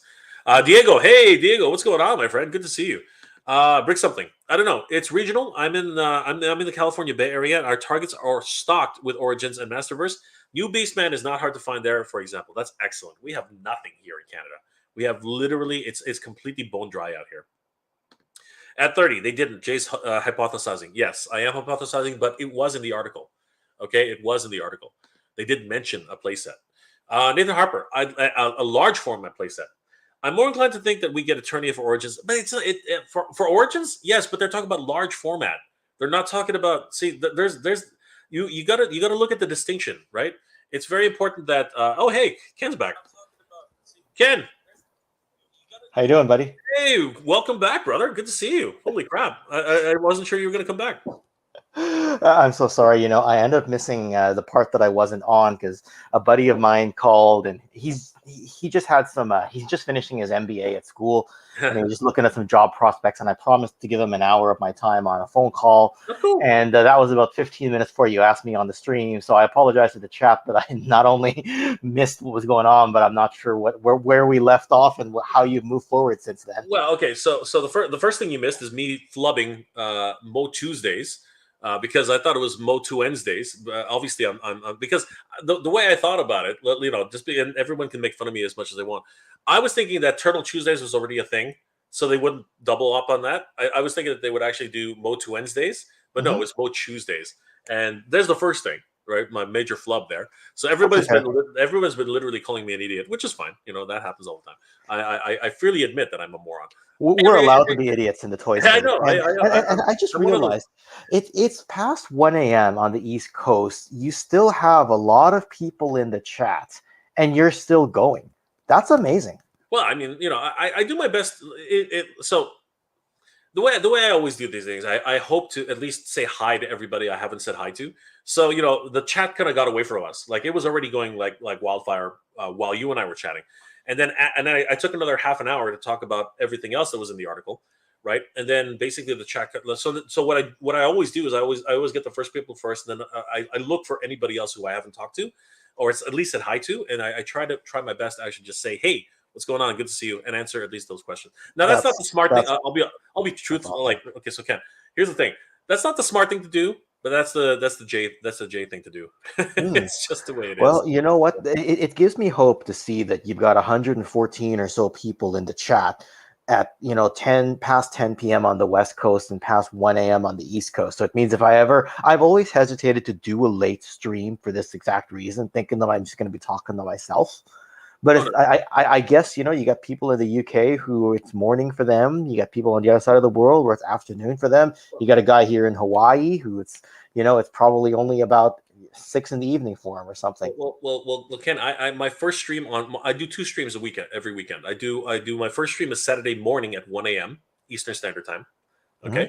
And this is actually a surprise stream. I usually stream at 8 p.m. on Sunday. Right, this midnight stream for me is completely off wall, and the only reason I did it was because Core gave me the information that you should really read this article. I'm like, why? I already know about it, and he's like, no, you should really read this article. And I read it, and I was like, what the hell? And it literally just blew my mind. I was like, how is this possible? Like, how is nobody talking about this? I looked up YouTube before I came on here. Only one guy has talked about this, and he's a Spanish speaking. I believe he's from Mexico. I think I can't even confirm that, right? But seriously, it's absolutely nuts that no one's talking about this right now. Well, like I didn't want to leave you hanging, so it's like, it's always fun to talk to a friend about all this type of stuff. Absolutely, and that's why I brought you on, because I really wanted to let people know about your channel and the fact that we're doing something together next weekend. So yeah, it's going to be a lot of fun. But we're now looking at all these comments, and people are just like we're all dreaming. We're just all dreaming. Now, what you've missed is a lot of people, because I'm basically in the article. They announced that Dolph Lundgren will be there, but a special surprise guest will be there. And I was dreaming about who else it could be, and I was thinking I was thinking it could be Frank Langella, Oh, okay. which would be Yeah. incredible, right? Yeah. Having He-Man and Skeletor there together.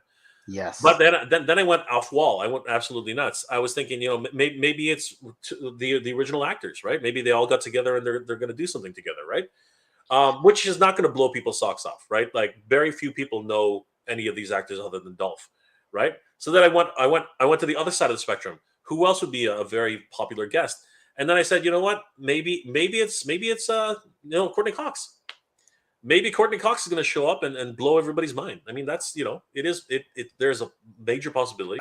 Anyways, right? And then I went, okay, well maybe Robert Duncan McNeil, right? Uh-huh. Maybe it could be him. Star Trek fame, right? He's been in multiple different movies, right? But then I said, you know what? Let's think about who would blow people's minds. And then I said, you know what? Wouldn't it be freaking amazing to have He-Man as Dolph Lundgren, and the one person no one ever sees. No one has ever seen this guy in public. No one has ever seen him at all. He never comes to conventions. Alan Oppenheimer comes to conventions, but no one has ever seen John Irwin. No one has ever seen John Irwin in real life. The man is not a recluse. He's just a private individual. He doesn't like the fame. He doesn't like everything. I'm telling you right now, if John Irwin showed up at PowerCon, people would come in from every corner of the globe. It would be absolutely ridiculous. Now, right? sorry, you've moved on to the PowerCon discussion. You're not talking about SDCC. No, we're not talking about PowerCon. We're still talking about San Diego. Right? Okay, I was when I missed that, but I'm saying that John, being He-Man's voice, right, as well as so many other wonderful voices from Beastman, so many different Webster, Ram Man, right? He was so many different voices in the Master Universe. But of course, he is the iconic voice of He-Man and Prince Adam. So that I think would totally blow people's minds if everyone actually got to see and maybe even get a picture with John Irwin. Maybe by some miracle get his signature, because he never signs anything. The guy that would be absolutely. And I think he's done one appearance. I think he's done one appearance, and it was for a charity. The man is a gem. The man is an absolute gem. Seriously, like that's just crazy. This analogy might be lost on some people, but like we got a couple hockey players on the West Coast who played for a long time, Henrik and Daniel Sedin. They never appeared anywhere for autograph signings unless it was for free charity. And if it's for free, the lineup is out the door. So a lot of the casuals come, the hardcore fans don't necessarily get to see them. Now, if somehow, and because I'm not banking on John Irwin, but if you did end up getting Dolph Lundgren and Frank Langella, that would just get the entire community talking, because you got to think every TF Con or RIP BotCon, whenever Frank Welker and Peter Cullen would show up, together, that was always a big deal if they ever ended up at the same convention. So absolutely. I don't know.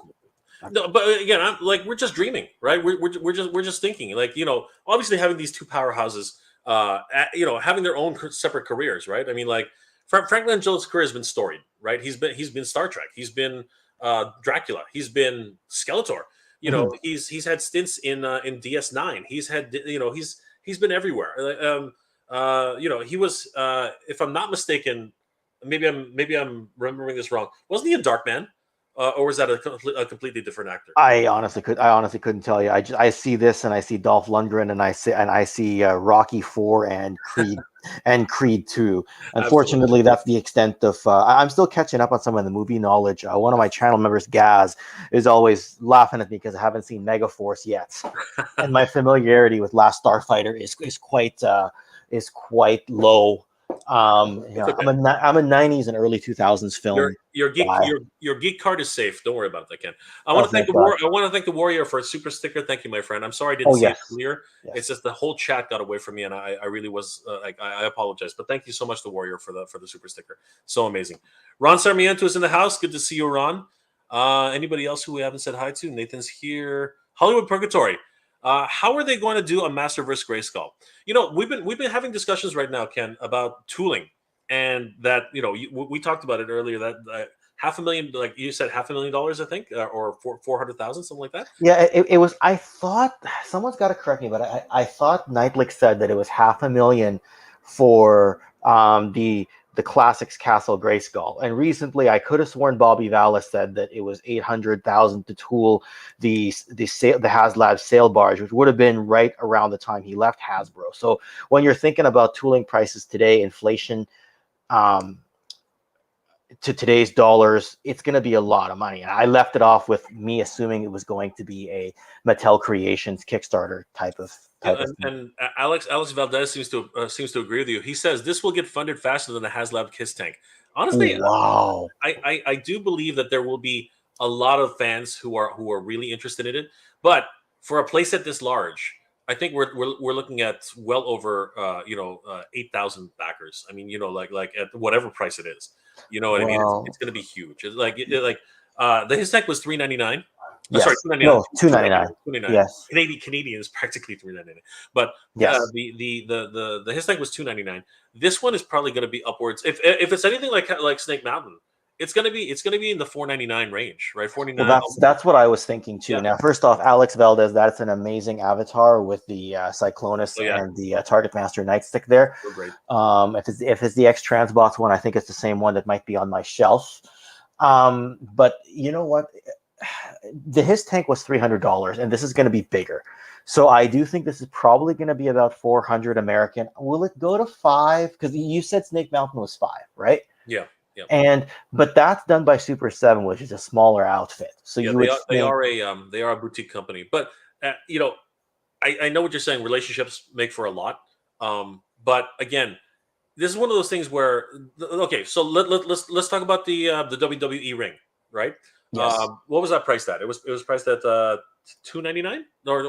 I thought it was $250. Someone will tell us in the chat, but yes. Yeah, it was $250. It didn't even get close at one point. Like a couple of us had to actually talk about it, and they threw in a couple of wrestlers, right? It finally made it.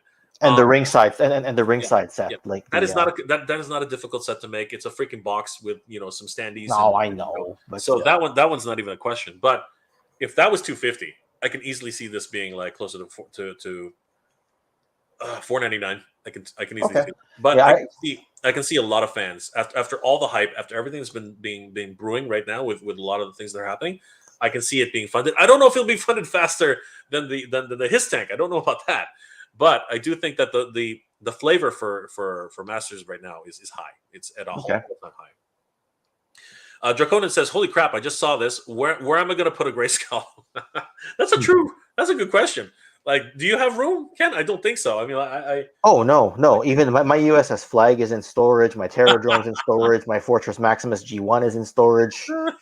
All my Hot Toys are in storage. I just buy stuff. Like, you think I'm gonna have room to put the his tank when it comes in, or the Robo Skull? No chance.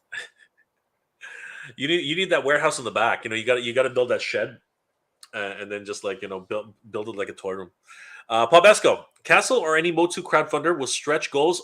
Sounds amazing. Yes, I believe that is. It sounds absolutely. So you know what I could see them putting. Have they done Sorceress yet in the Masterverse line? Oh man, you know what? That would totally coincide. That could be a cross-platform too. Like they could totally do something Jurassic Park-ish with that. And the Triceratops one too, right? Like those two could definitely do something. I think those would be great. But I'm not sure if anybody. Those are so obscure, right? I'm not sure that they would really fly right now. No, I said Sorceress. Oh, you said Sorceress. Sorry, I thought you were talking about the Tyrannosaurus. Regarding the Tyrannosaurus, if you're thinking that they could use the tooling from Jurassic Park, if that's what you're thinking, we actually asked Scott this question on Welcome to the Slaughterhouse, because somebody said something like, if somebody had the Dino Riders license, could they just transfer the Jurassic Park stuff over? And he said tooling doesn't work like that. It's whoever the license holder of the IP is, not the toy company that owns that tooling. Yeah, and I actually chime in on that a lot. I say Dino Runners will never come out. They will never do it, and the reason they won't do it is because that would cannibalize their it would do one or two things would happen. It would either cannibalize their Jurassic Park market, which absolutely. But I doubt that anyway, because I think that it would be overshadowed by Jurassic Park. I think Oh, that's absolutely, that's 100%. the But element. the point there being was that like I don't think you could use Jurassic Park tooling to make a Tyrannosaurus Rex for Motu because that's an external property licensed to Mattel, tooling being used for internal. Oh, no J on Tuesday. Yeah, no J Tuesday. Yep. And then but going the other way, like Mattel can license out their tooling, like they could use Masterverse bodies for WWE if they wanted to, but they couldn't but they can't do it the other way. They can't use WWE bodies for Motu figures. Absolutely. That's what Scott was saying. But I think you knew that. Yeah, I know that. I'm just telling it to the chat, but you know that. Absolutely. See, Black Phoenix has got it right. It should have been Motu Monday. Like, come on, Motu Monday makes more sense. But the problem with Motu Monday is nobody's paying attention, right? Everyone's gone to work. They don't care, right? That's why Turtle Tuesday works because everyone's like already in the swing and they're doing whatever, right? But Motu Monday, man, sounds so much better. Black Phoenix, you're right, man. You know what? I don't care. I wanted it to be Motu Wednesday. Forget, screw it. Is Monday your slow day on YouTube as well? Monday's everyone's slow day, and I don't post on Mondays. I don't think anybody does. I think I did it once. But it does. You know what? Don't even think about stuff like that, Ken. Well, actually, you should. When you're up and coming, you really got to look at the algorithm, and you got to figure out where your peaks are. Because like I think you can reshare your videos on a Monday, like just to give it an extra boost on social platforms, but not necessarily air something new. Anyway, yes, it's difficult, especially if you don't have a large following. If you have a large following, you can post whenever. It doesn't matter. Oh yeah, definitely. Look at Pixel Dan. Yeah, exactly, 100%. Right. Carnage Asada, good to see you, my friend. How you doing tonight? Ivy Dog, it warms my heart seeing all these 80s toys come back. In some form or another, you know what, Ken? We're living in a golden age of renaissance, if you will. Of no, not a renaissance. We're living in a bit of a golden age, if you will, for 80s toys. I think like just like they are reboots in a certain way, but honestly, all these properties have literally come back from the dead. Like seriously, like what's it called? So many WWE. Like all these old references from older fans, you know what I mean? Like bringing Hogan back, bringing classic Hogan, Hollywood Hogan, all these crazy ultimates. Yep.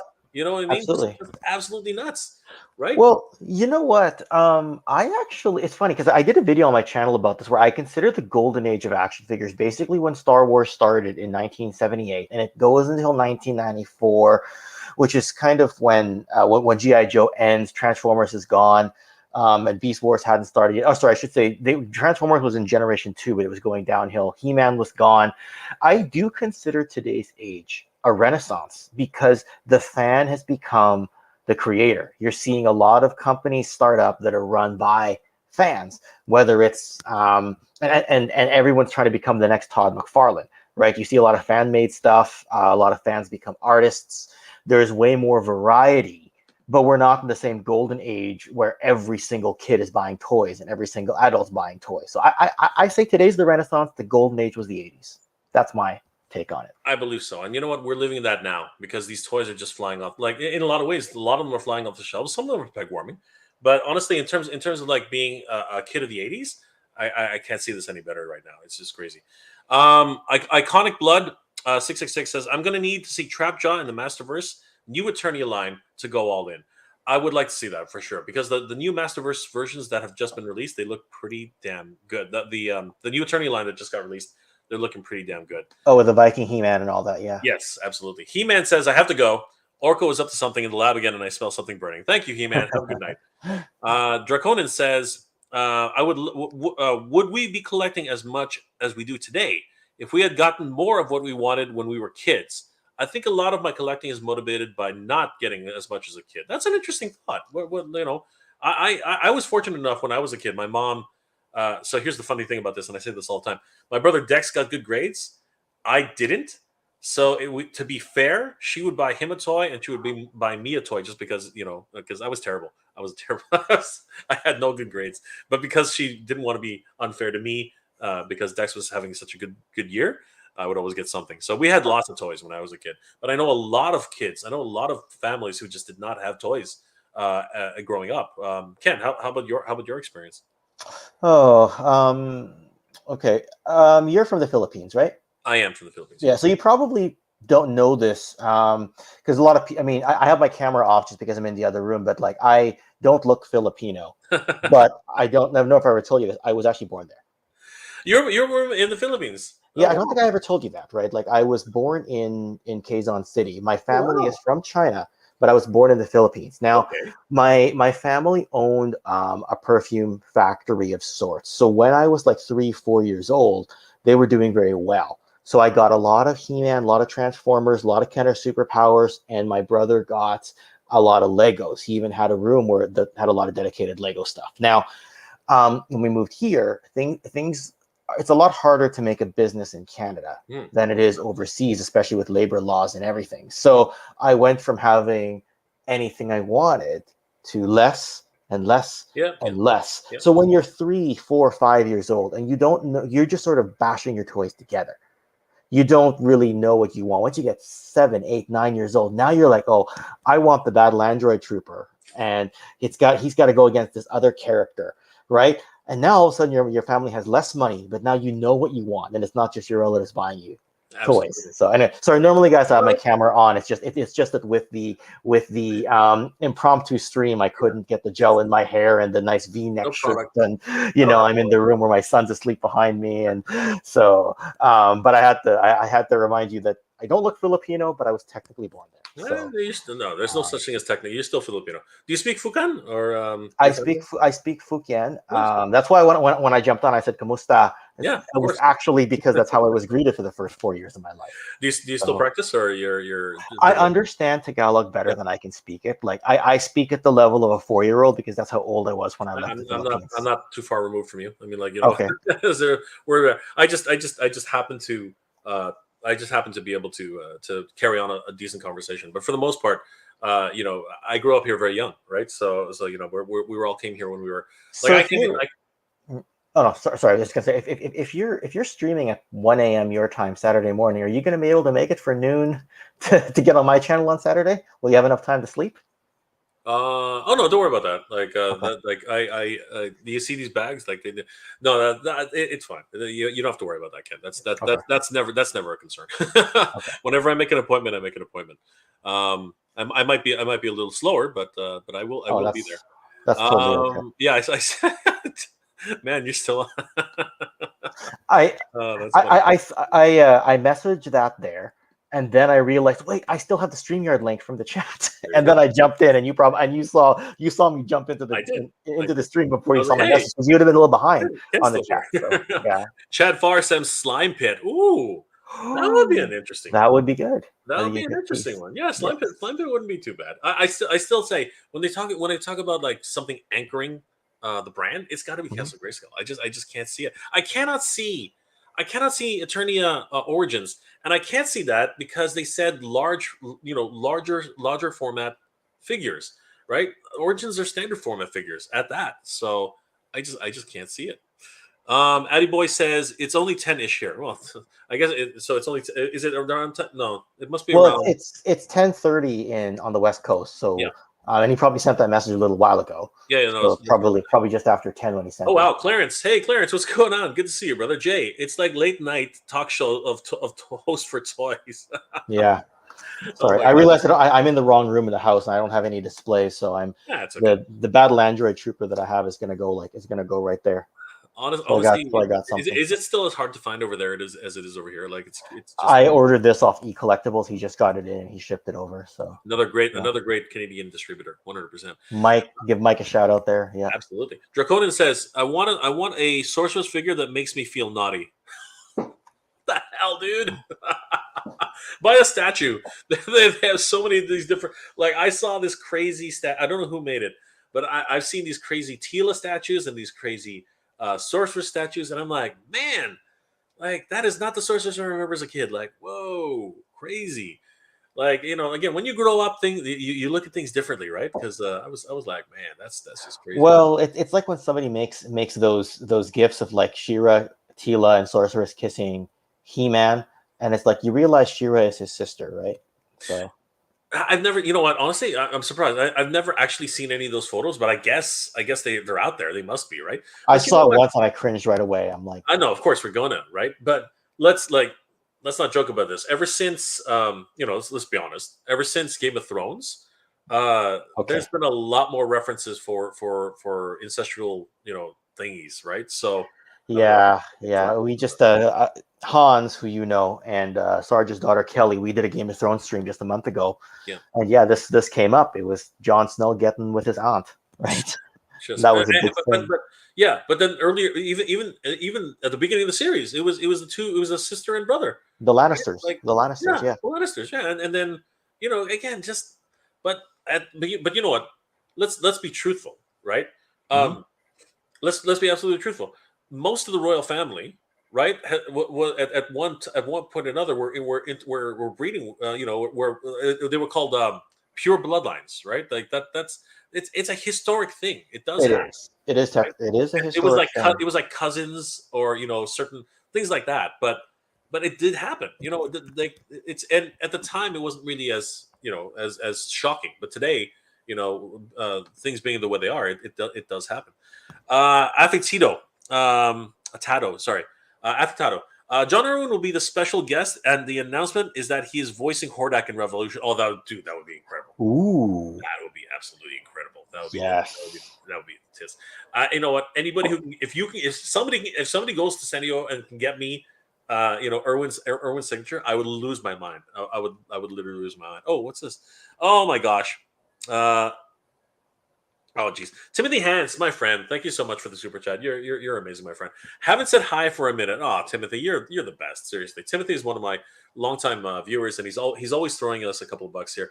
Timothy, I again, recognize the name. I've seen the name around. yeah, and Timothy, once again, thank you so much. It's not necessary, but every little bit counts. Thank you so much, Timothy. You are amazing.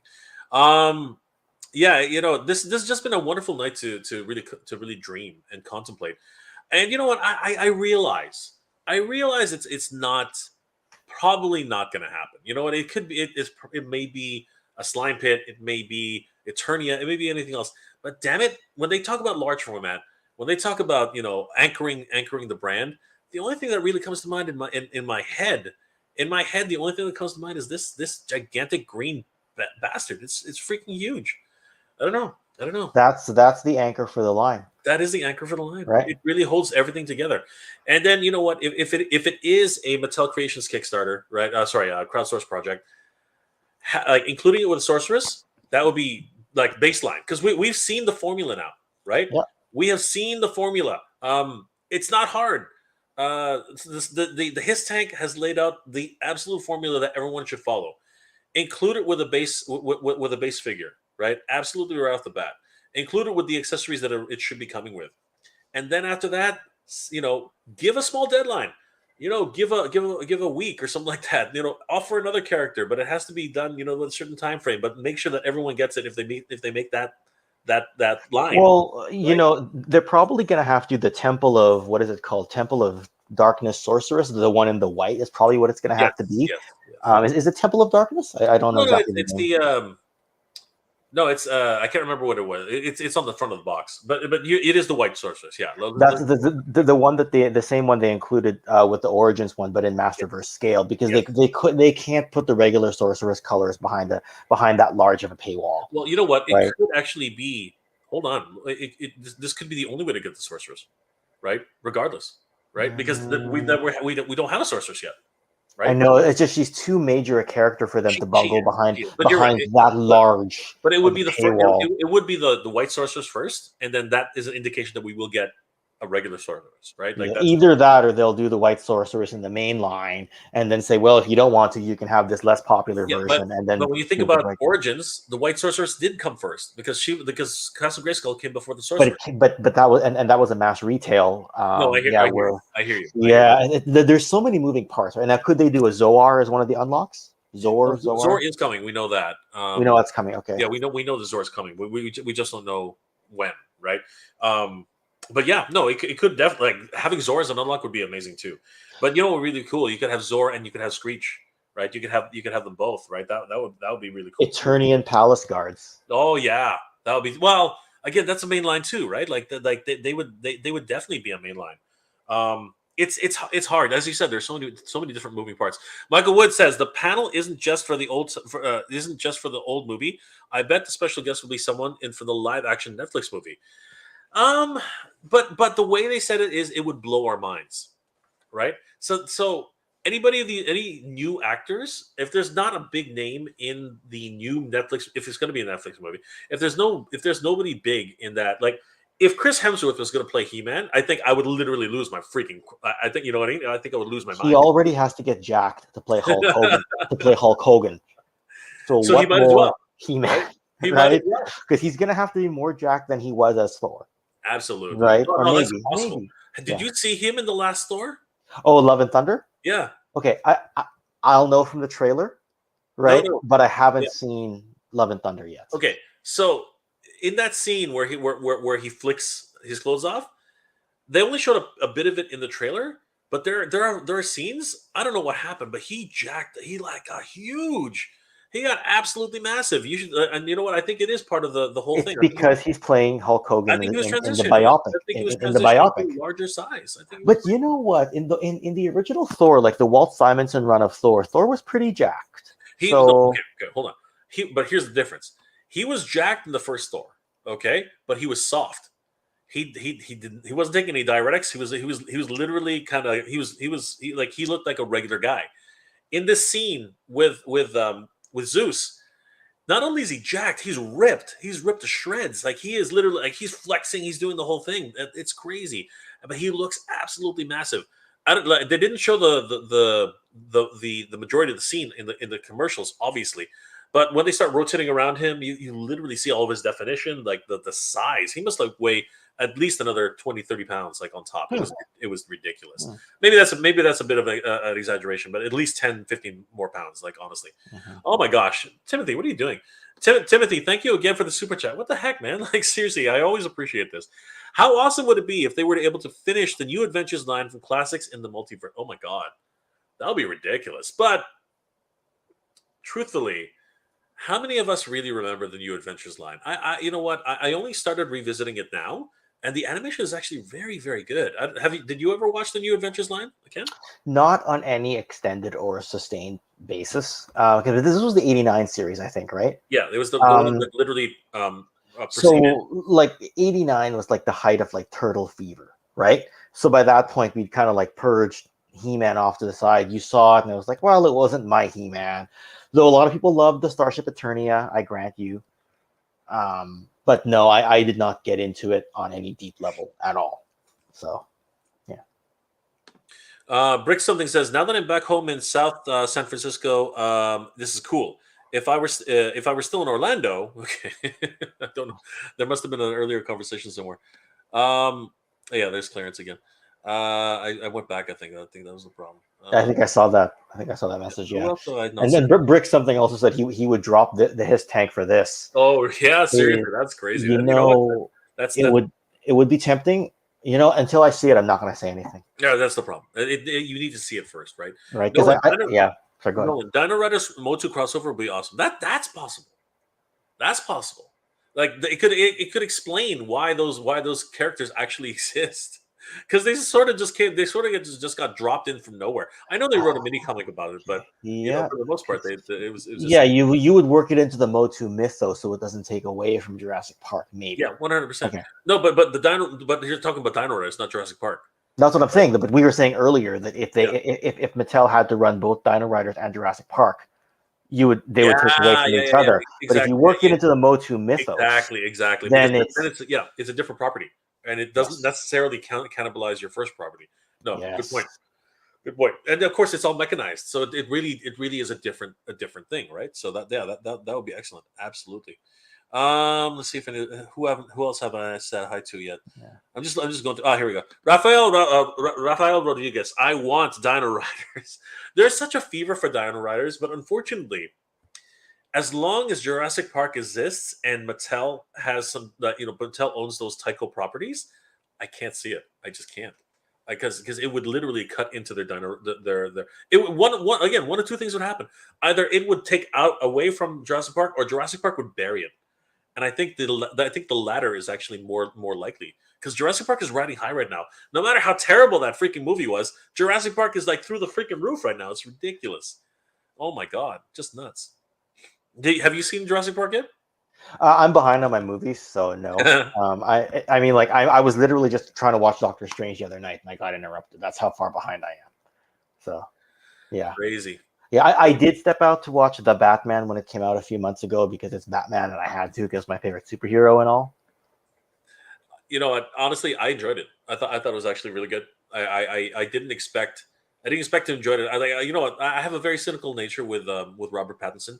I just say as long as he doesn't glitter, I'm good, right? So that's just my thing, right? I make jokes like that all the time, but he did a great job. I have to say, He like was a really good Batman and a really good Bruce Wayne.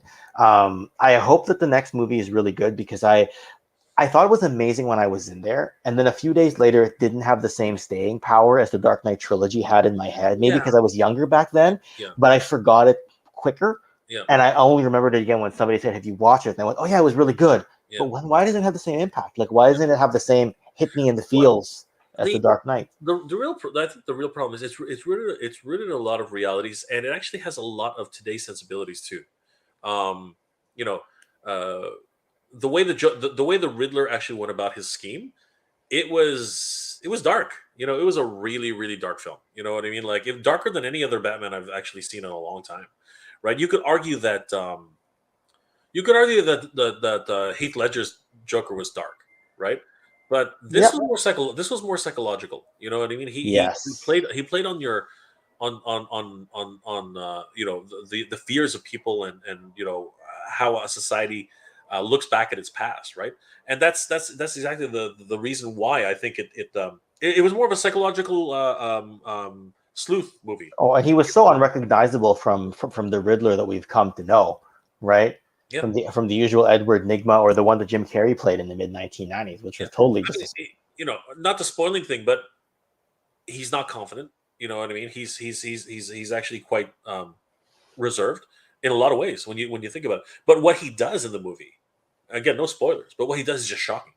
Like even the first scene where you see the Riddler, it is absolutely shocking what he it does. is Right? shocking, It is right? And literally shocking.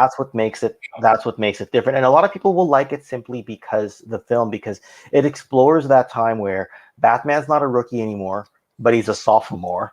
Yeah, He's still learning, yeah. right? But he's not in his peak yet. That's what I like about it. It's like But Batman Year Two kind of thing. the thing about it too is that you look at the film, and it's so different than every other Batman that's ever been made, right?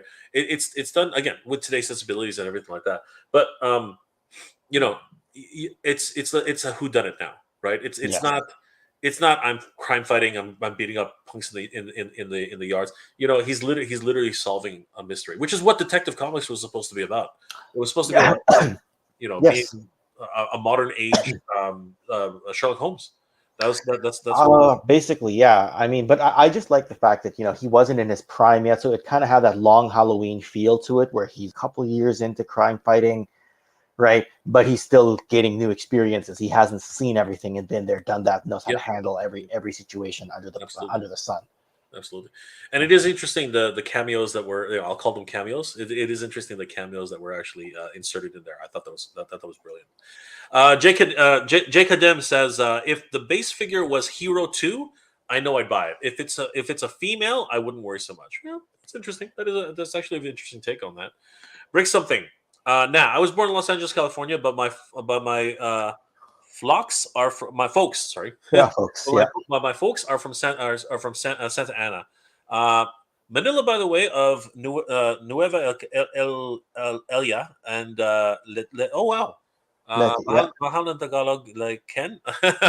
Yeah. Mahina. Weak Tagalog like Yeah, Ken. exactly. Mahina ng Tagalog ko. Like Ken, maybe like a fourth grader if that was still. But we're still Pinoy though, 100%. We Yeah, are. We will and always. Brick, I do see the message you've left for me on the Geek Dad Life Discord. I just happen to be on here, but yes, I'll respond to you in a bit. He's a good guy. Brick something's a good guy. Absolutely.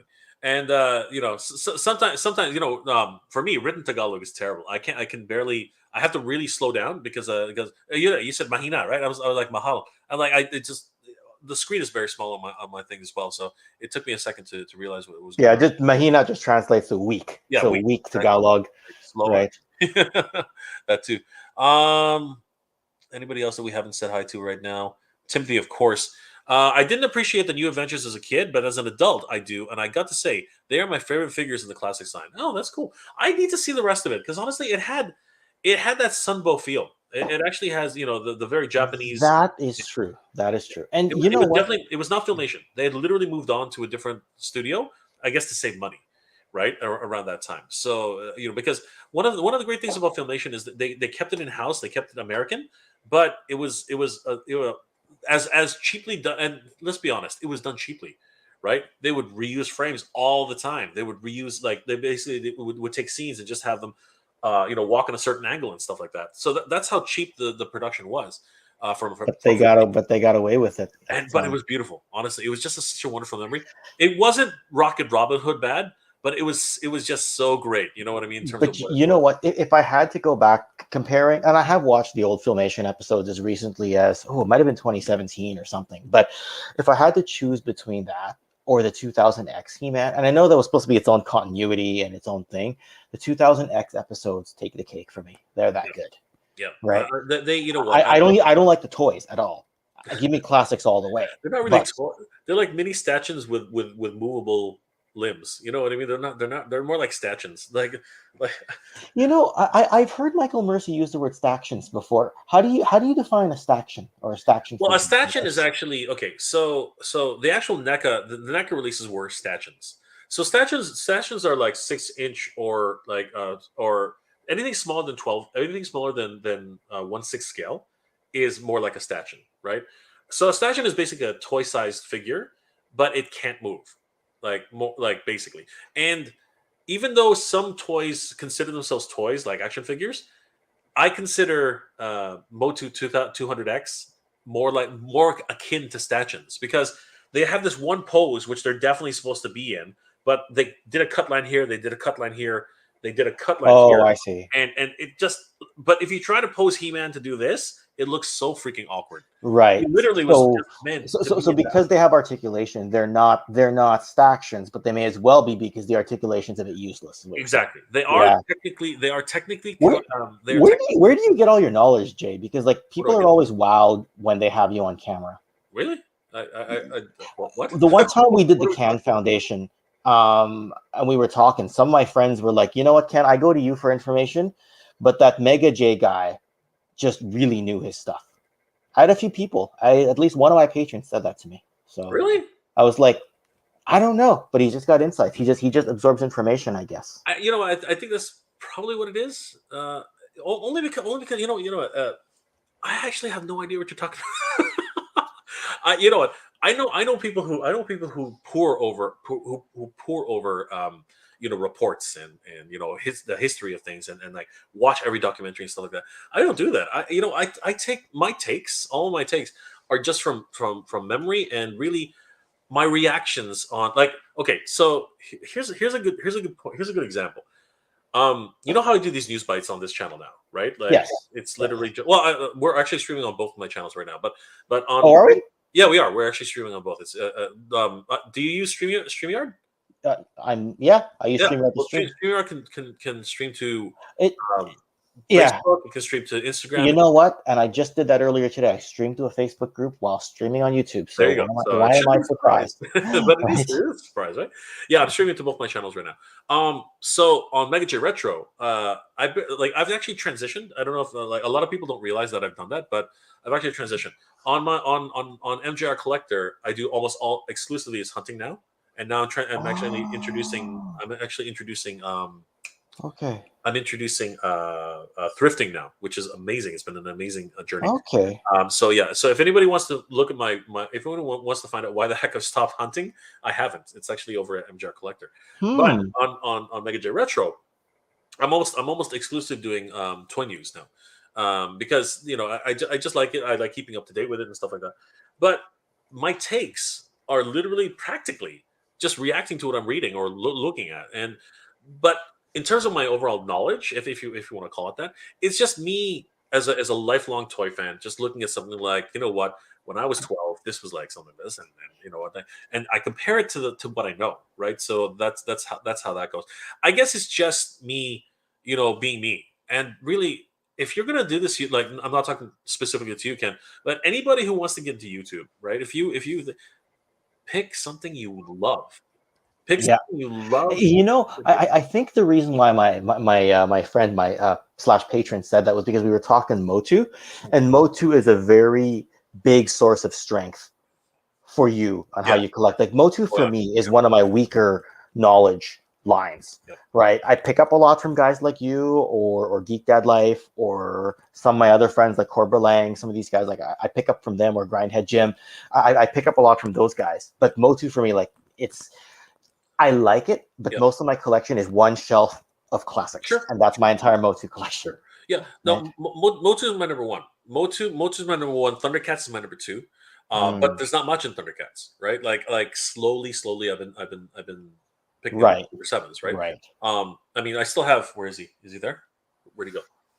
Oh, he's down here. Yeah. I mean, I still got. Come here.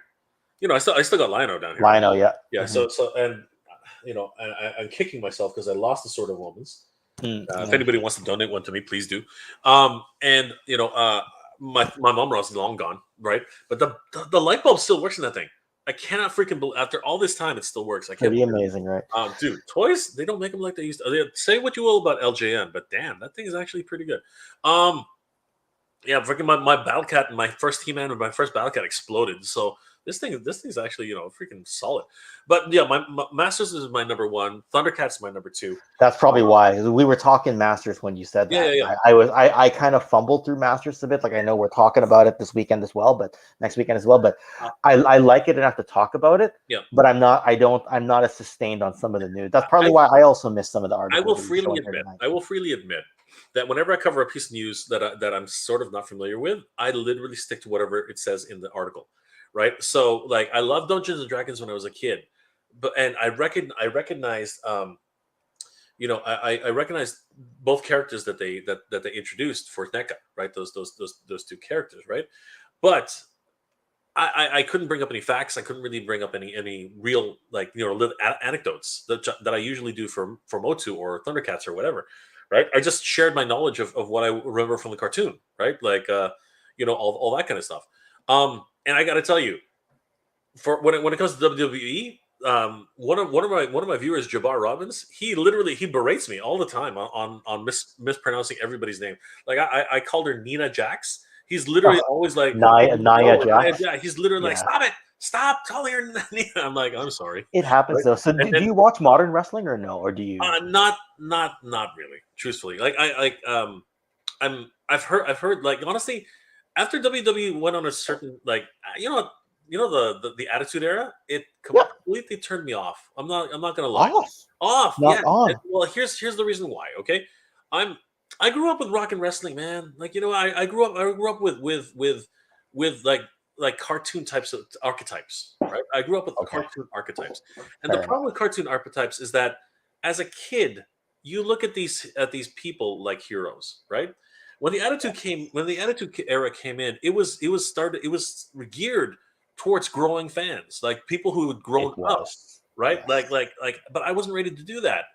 I wasn't ready to grow up with you know Trish Stratus and you know all these amazing athletes. Okay, We'll have to get into a discussion someday about what was the best era of wrestling, we can totally and we may have to debate because it's hard for me to say, but I preferred the Attitude Era over the golden rock and wrestling era of the 80s, early 90s. We may have to get into that debate. I'd enjoy that talk.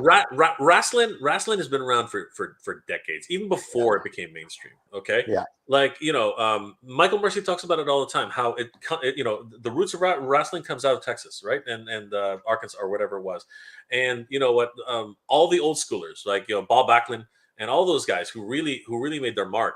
Right, you know, even Randy Savage, he came out of you know the South, right? Apparently that's really and you know even today you still have to go down there to cut your teeth, and then you get called up to the majors, right? But for the most part, again, I grew up thinking about you know a very cartoonish attitude for wrestling, right? And when I saw the Attitude Era, I was turned off immediately because again, I'm a collector of toys. I'm a collector. I love cartoons. It was So, raunchier. It was yeah, but that's the thing, raunchier, right? and The lingerie fights. And just the raw nature of it, right? It became it truly became a soap opera around it that did. time, right? Whereas before it was like a scripted Well, you know television. what? Give AEW a try. I've heard that. I've heard Because that it's AEW not like and the Attitude Era in terms of the content, because they can't get away with that on TV. well They still have certain characters that are a little bit darker yeah. and harken a little bit to the Attitude Era, but not quite. But the wrestling athleticism is through the roof. I Like have heard about that, and you know what? It's become more technical. They've actually tried to protect each other. I recognize that because you look at guys like Mankind, right, and the kind of thing that Mick Foley like what the hell was he on? Like seriously, and the guy didn't want to get paid. He just wanted to wrestle. Like he it was just did it for absolutely. the love. He did it for the Right? love. He did it for the love. Ripped the You zero know, off. Half his face. Like it was just crazy. And there's just that's not going to happen anymore, right? It's not like poor. Owen Hart, like, oh my god, what happened? they they Right? just they just did a tribute to him in AEW. The Owen Hart Cup. I think it's gonna be like their King of the Ring. Jesus, And Owen's widow is the one who goes and presents the title belt for that's that, and the kids are in the audience and that's everything. incredible. And Jazzwares through their, I don't know if it's going to be through their AEW line or just through Jazzwares generally. Jeremy has announced he is doing an Owen Hart figure. That's crazy. Right, And it's going to be based on I think it's going to be based on a Stampede days. I see somebody talking about Stampede in yeah, the chat. I think it's going to be based on that because they can't use WWE likeness. I was about to say, is Brett allowed to be there? Like, is he's still under contract now, right? Isn't he? Like, Sorry, are you talking about Brett next? I was talking about Owen. I was talking about no, Owen. I was going to say, is Brett going to be there? Because like, you talked about Owen's widow, right? But Okay, so this was already done last month. okay. So Brett was not there. I think he I was was going to supposed say, to manage. I think he was supposed to manage FTR, but then somehow the WWE threw him a Legends that's deal what I or mean. something, and then they're like, "No, you can't go to That's what I was saying. AEW." I figured that he'd be still under some Three sort of like. 3 years ago, he presented the AEW championship and unveiled it for the first time. But back then, we didn't know what AEW was going to be. Yeah, We didn't because here's the thing: AEW has certain stars aligned because that's a cool four horsemen reference. So AEW 3 years ago, we didn't know for sure because they just did a few pay-per-views at the beginning of 2019. We didn't know they were going to go on TNT/TVS, which is the old Nitro and Thunder networks. yeah. We didn't know, or maybe we did, but we didn't know how long it would stay. But you got the voice of the Monday Night Raw, Jim Ross, and the voice of Monday Nitro, Tony Schiavone, in the same broadcast booth. Right? Yeah. Right? Yeah. Again, the evolution is really where it boils down. Yeah. Right? And sorry, I hope we're not killing viewers here with wrestling talk at that. Don't worry about that. I mean, like people enjoy everything, right? That's what we're here for. But what I find, if there's anything to talk about that is that I find that WWE started getting stagnant. It started to get stale, and that's actually why when AEW came out of nowhere, people were shocked, right? And they just felt. They felt like it was about time, right? And people, to their credit, they've really ridden that train, and like you said, it's more technical. Like there's more athleticism in it, and they're importing talent, which makes very exciting. From New Japan, AAA, from all over the place, right? So and they're getting a lot of the jaded WWE talent over there. Yes, they are. And there's the thing that the old timers are coming over, and they're literally bringing over what they would like to, their characters. Both Hardy Boys were just kids during the Attitude Era. They're in their 40s now. They're both under contract in AEW. I mean, I know Jeff's back, and I hope he's doing well, but he's back in rehab again. But Matt's active. Matt Hardy's active. Chris Jericho's there. I know. That's crazy. But it's these old guys like. If Ric Flair just would not stop, I mean, he just kept going as long as he could before, injury just wouldn't let him do it anymore. Even Triple H, like he does the odd stunt, what's it called? Cameo of some sort. I was gonna say he does the odd what are they calling it? Gag. Special. He didn't gag. Oh, yeah. He does the odd gag here and there, right? Where somebody will just grab him by the throat and do something stupid, right? But they're all getting old. You know what I mean? And he's got to run the business. I think McMahon stepped down, right? He had to, right? And Well, with the scandal and everything, he yeah, had to. his He daughter's lost taking a over little the bit. company, but Officially, she has, but Vince is backstage really running the show. But they have to for optics. They have to show that he's bowed out and stepped out of the way. Yeah. So, yeah. Well, thank you for the wrestling talk. Wow, Yeah, I know. didn't Well, realize how badly I needed that. I don't shy away from anything, and there are a lot of wrestling fans in this channel too. We just won't talk about it a lot. Reddit effects. Fun fact: Eric Treadway of Four Horsemen sculpted the outer face of his Grayskull classics in the traditional Castelline wax. Wow, holy crap! It's a super hard but durable, lightweight material. That's incredible. I did not know that. EJ Rogers says, "I need Jason Will." Oh yeah. Honestly, I'm sorry to say, EJ, but that's not going to happen. I as fond as I am of the cartoon, as fond as I am of the theme song, the theme song too. I love the theme song, but the truth is that toy line it just did not go anywhere. No, like it was. And you know what? Who was it? God.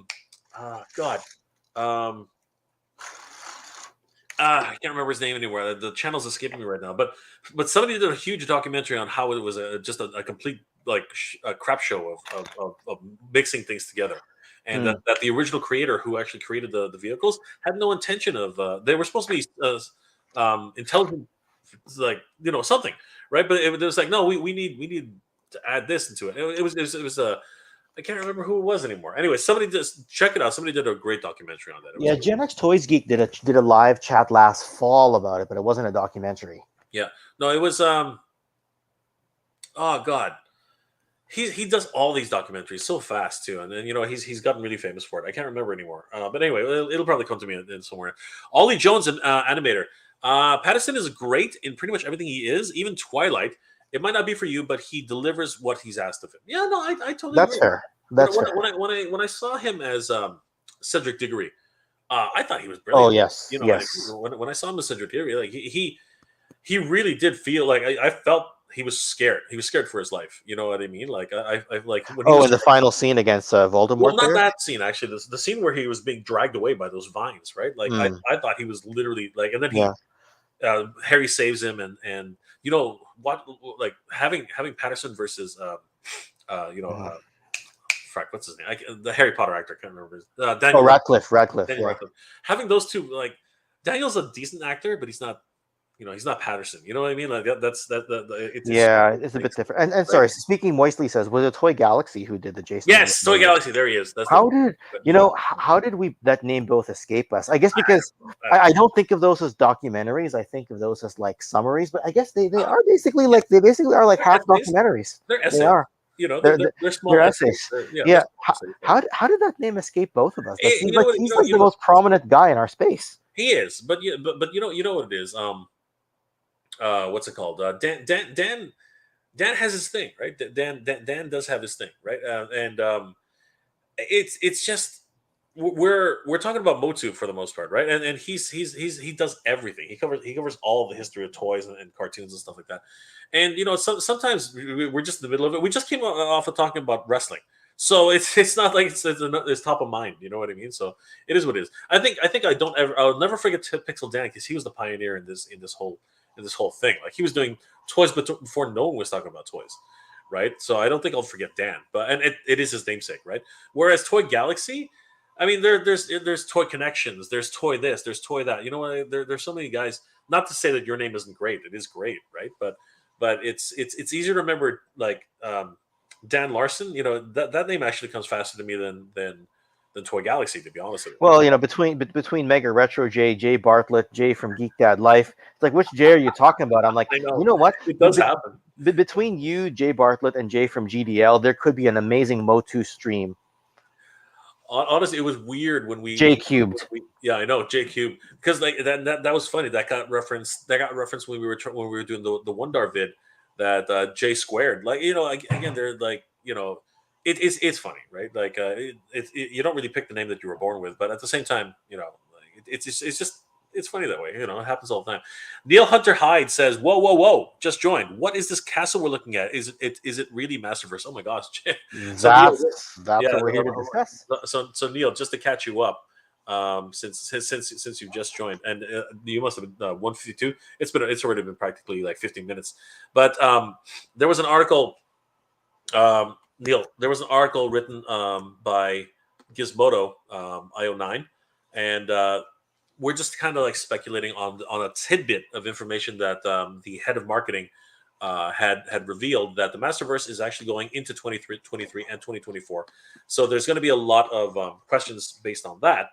But there was a smaller sideline that I don't think a lot of people caught, and it actually referenced that that for something more specific, and this is really where things get interesting. As some of our large format action figures soar, and that's very important, which you're probably referencing, especially because there's a picture here that the 7-inch figure line. We're also going to be introducing a specific playset that anchors the line, which is going to be pretty fun. So the only thing that both Ken and I agree that talking about anchors, talking about a specific playset, and talking about large format action figures, there only comes the top of mind. The only thing that really like we can think of is Castle Grayskull. It really is the only thing that fits. It's the only thing in both of our minds that fits, and we don't know. A lot of people are saying Eternia for Origins, which would be great, but they didn't say. They said larger format figures. So that's the key in that sentence. So yeah. So Neil, I hope that helps clear things up and catches you up to where we are. Aaron Hardy, I'm okay with Pattinson declaring there are worse things than that. I'm sure there were. I am sure there were. Well So said. here's Jabbar. Jabbar Robbins. This marks the 50th anniversary of Fat Albert and the Cosby Kids, the Osmonds cartoon, Kid Power cartoon, and Science Ninja Team Gatchaman. Absolutely. Those are awesome cartoons, awesome properties all around. Unfortunately, many of them will not get too many toy lines now. Although I would really love to see another Science Team Ninja Team Gatchaman toy line. That would be awesome. And of course, Fat Albert being its thing. And the Osmonds, that's so obscure. It's just not really. And actually, Ken, Jabbar, he's a wealth of knowledge for wrestling. He basically continues to remind me it's Seth Rollins, not Seth Rollins. Seth freaking Rollins. Apparently, it's Seth freaking Rollins. I pronounce it like it's spelt, and I think a lot of people are getting pretty upset with me on that. King Panther says, "Jay, greatest man in Canada. You're hilarious. We got a great man in Canada right here." This is I can be second greatest. It's okay. Don't worry about it. I think all Canadians are great in their own way. This is the ultimate fatality for San Diego Comic-Con. Origins Fright Zone, Snakeman 4-pack, Glow in the Dark Skeleton Warriors, Masterverse Grayskull, Mondo King Hiss. Yes, sir. Oh my God, Noel. That's a wish list. If I've seen a wish list. Noel, if that happens, I will literally faint. I don't think I'll get up for a few days. That would be absolutely bonkers. That would be ridiculous. Oh my God. Dark Six Soldier. Much love from Missouri. Hey, good to see you. Thank you, my friend. I really appreciate it. Wow, we are crossing time zones, aren't we? Here we go. Jabbar Robbins at Brick Something exactly. Okay, so everyone's having chats, which is awesome. Love it. Here's another Pinoy for us. Ray Ken at Brick Something. Born and raised in Pasig, Metro Manila, but now I'm living in Pasay, 4 kilometers from the Mall of Asia. Oh wow, I've never been to the Mall of Asia. Wait, is the Mall of Asia Shoemart? Have they renamed it? I think it's big. It's the biggest one. I think Mega Mall is actually smaller than that one. No, I don't think it's Mega Mall. I think Mall of Asia is different from Mega Mall. Oh, okay. The Mall of Asia is even bigger than Mega Mall because Mega Mall at the time was gigantic. I remember. Oh gosh, yeah, it's ridiculous. What was it? 4 levels? It was huge. Something along those lines. It was insane. Yeah. Yeah. Mall of Asia. I'd love to go to the Mall of Asia at some point. I would love to go. Talk to my wife about that. I would love to visit Philippines again. Like honestly, things have changed so much. Other than the mosquito bites in the Philippines, You know what? Funny thing about that. When I was there, when I visited back when I went back in 1990, back in 1991. No, sorry, it was 1990. No, it was 1989. Back when I visited in 1989, I actually got. I don't think it was malaria, but it was. I got my brother and I got deathly sick. Like we Hmm. were. I think they were thinking it was dengue fever or something like that. Like basically, the doctor like knew exactly what it was, and thank God because yeah, we could have like out of our 3 week vacation, one of it was spent in the hotel. It was Ooh. yeah, it was crazy.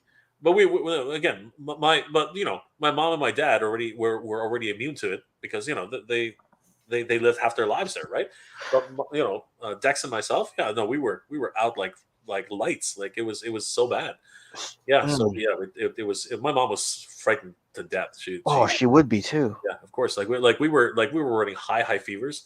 And then 3 days later, we bro- the thanks to the medication the doctor gave us, the shots. Yeah, with the fever broken, and we were Oh, all I'd be so stressed if I was the parents on that. absolutely.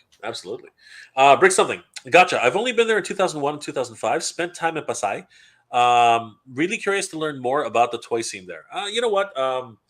If you Ryra Ken has been doing a lot of great videos. Definitely check out Ryra Ken's channel. He just did an unboxing of several of his great figures, so definitely go check out Ryra Ken for all the Pinoys out there and all anyone who's thinking about doing being a balikbayan. Definitely think about it. James here, of course, he's he's like you and me, Ken. Brick something. They can get one toy easier in the Philippines than we can in North America. Macross. Oh my God, that's true. Speaking That's true. of getting toys more easily, in 1989, when for some reason my cousin got obsessed with Mask, I went there and there was a wall in every shop of like season one Mask stuff. I'm like, now I find out it was released in because it was after the second grade for me, so it would have been 1989. Yeah. And I'm sitting here going, that stuff was released in 1985 domestically in this part of the world, and there I am in the summer of '89 finding Thunderhawk, Rhino, Condor. Like, how is that possible? Well, there's also a there's also a what's it called a wage gap, right? There's a wage gap in the Philippines, and unfortunately, like a lot of these distributors just have to hold on to a lot of stuff, right? Hmm. I mean, they discovered what I think it was in Brazil. Or some South American country, they discovered a whole warehouse full of sorry, a whole Manta? yeah, no, not just Manta, just several different mask vehicles, Oh, really? Oh, pristine condition, huh. pristine condition, and they're scared that if it ever comes up here to the North American market, it's going to devalue every. Oh, who Yeah, cares? it will flood the market. Who cares? No, Look, I know what you're saying, right? yeah. I agree. Who cares? It's a boon for anybody who's always wanted those figures as a collector, but obviously, it will decrease the value of the ones that are minted market Yeah, as it is right and, now. I've heard some people say that to me, and I tell them the same thing. Look, I know it's my first time here and everything, Jay, but and I don't like to flex, but like this isn't flexing at all, but I have a Grand Maximus Generation 1 from 1988, which is, you Oh, probably know which one I'm talking about, right? The oh, Japanese yeah, release, yeah, right? yeah, Not yeah, yeah. Fortress Maximus, Yeah. Grand Maximus in the box, almost complete. God. It's missing a couple of pieces, but it's got all the key pieces. That's valued at just over 2,000 Canadian, just under or around 2,000 American. If somebody found a warehouse of pristine ones, it would still be my Grand Maximus. It would still be the one with the Warren box and the one that I found locally and the story that I got where I didn't have to ship Yeah, it and pay an arm and a leg for shipping. Right. absolutely. I'm Yeah, and I got it for a better deal than that, obviously, but I'm just saying that status buying and devaluing stuff. I understand if maybe you had a graded PSA Wayne Gretzky rookie card you're hoping to retire on. You're talking a completely different scale here. You're not Yep. talking a few hundred or low thousands. Hmm. You're talking retirement money. That I might Yeah. understand, Yeah. right? But status to flex to your friends. I'm saying this to you because you understand, Sure. and your friendly, amazing community in the chat group understands as well. Yeah. That's why I'm saying Like, that, right? I've had collectors in here, right? I've had collectors I still have collectors. Like the community is vast, right? Like we're all at the end of the day we're all toy hunters, right? And we're all toy collectors, right? And I've said this multiple times on this channel. Uh, like I don't think about value. I really don't. I've apparently, and I didn't even know this. Apparently, I brought home actually thanks to my friend David, I brought home what's it called? I think I showed it on the channel at least once. I brought home this San Diego Comic Con Boba Fett cartoon, toy colors Black Series, and apparently now it's worth almost 250 or something like that. And I'm like, okay, and you know what? I don't know if you saw, but I in the wild I found 2 John Moxley's one of 500s, right? Or did you? Yeah, I did. I did. I put them. I didn't. Oh, you know what? Maybe I did, because that's why I thought to bring up AEW with you, just Yeah. subconsciously. Yeah, and I found them back. I found them back to back in 2 different stores here in Ontario, right? Yeah, And but I think they accidentally sent all their 1 in 500s to us in Canada by accident. they sent because funnily enough, after I posted that video, apparently people were finding them like crazy. Apparently there were at least 20 or 30 of them here, Mhm. and 1 of 500, and you're finding 30 of them in Canada. Somebody screwed up. Somebody screwed up big, Somebody because screwed up. somebody sent solid cases, Yeah, probably, is yeah, what yeah, they yeah. did. And the thing is that that's not supposed to happen, right? And at least not in Ontario. We're not talking about Saskatchewan. We're not talking about like 1 in Saskatchewan, 1 in Ontario, 1 in Quebec, 1 in Yeah, BC, or BC. the Maritimes. Yeah, Yeah. we're not talking about 1 in every province. No, we're talking about 30 in Canada, in Ontario, right? Somebody screwed. And once that news broke, like when I posted that video, and I wasn't expecting it, because if you watch the video, I was so shocked. I was like, hey, that's neat. This one looks different than this one. What's this number here? And I'm like, oh, 1 of 500. I guess that's important. So I bought it. Right? I had no idea. And then I go home and I'm looking up. I wonder what this means. Like, what is 1 of 500? I look it up, and apparently these are chase figures. I'm like, oh, okay, they do chases now. This is just me being so ignorant. And then and this that was in the same hour. Then literally a half an hour later, I go to another city, because I'm stupid that way. And yeah, they're hanging on the peg again. I'm like, oh wow, there's another 1 of 500 here. I might as well pick up this one too. So then I'm sitting on 2 of these things, and that's like, I don't know what the math is, but that's one, what, one eighth, something, something crazy. Like at least 2 of 500. Like that's crazy. That's Well, insane. yeah. I mean, Right? 5 over 500 is Yeah. is what, 1%, 1%. right? So this is a fraction of a Yeah, percent, that's right? crazy. To think So about it's just under 0.5%. and Point and you know, 0.4. Sorry, it's too late in the night for me to do math. me too. Like I You can't know. do it anyway. And then from my own personal hunter group, right? The community I have there, Hmm. at least 3 guys found. And I was because I See, told, there you go. well, I told them. I told everybody in that chat first, even before I posted the video. I'm like, guys, do you know anything? Like, and here, stupidly, no, sorry, not stupidly, sorry, ignorant, like the ignorance that I had at the time. I was like, guys, do you know what this is? And everybody in there doesn't collect. Here's the thing: none of us really collect modern wrestling. So half of us were like, yeah, what the heck is that, right? Like we're literally scratching our heads. Like it was like. And then somebody said, "Hey, I found one too," right? And then they were like, "All right, cool." Like, and then literally not even a day later, someone comes on the chat and is like, "Guys, this thing's worth money," and we're like, "Really?" And they were all of us like, "Okay, that's cool."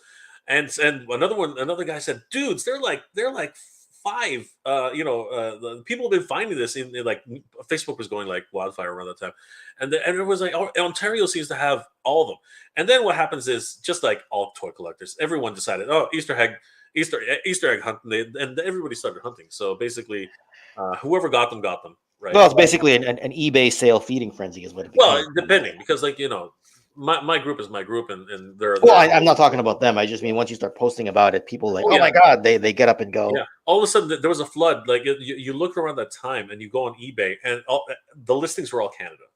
Like they were Yes. it literally was like a lot of Americans were literally like getting pissed. They're like, how is it that Canada's getting so many so quickly, right? And yeah, that's basically what it was. And you know what? It was a huge mistake. Some like logistically, I don't know what happened, but Jazzwares, I don't know, something happened. Somebody messed up. Somebody got there was canned. something along the line that doesn't happen, especially for a chase figure. And it's never happened since. I've never found another chase in a while. And now I'm hearing guys like Sleeping Collectibles. He's found a bunch of chases, right? So it's definitely gone mostly back to status quo, really, because we as Canadians we barely get anything, right? We in terms of we're the other way around. We tend to get shafted. Though I did see a bunch of Crocmaster and Fiona's recently at my Toys R Us. It's weird. We for whatever reason we especially during the pandemic, we were getting things so fast and so early. I don't know if it's just the lines of distribution weren't working properly, but we were getting stuff. I'm not sure how it works with Toys R Us in Canada, because it used to be that we would get Target's exclusives sometimes. Yeah. I'm not sure how distribution works now, because like the big toy companies, they sent to Target, they sent to Walmart, they sent to Amazon recently. I'm not sure where Toys R Us falls in that umbrella as far as Canada is concerned. It's more over a de facto thing, right? Because we used to have Target, right? Target, but that relationship, whoever did that scammed Target out of like all their money, because it was terrible for them. But in terms of like it's basically de facto things, right? Because Walmart already has its exclusive deals in place, so they don't need it.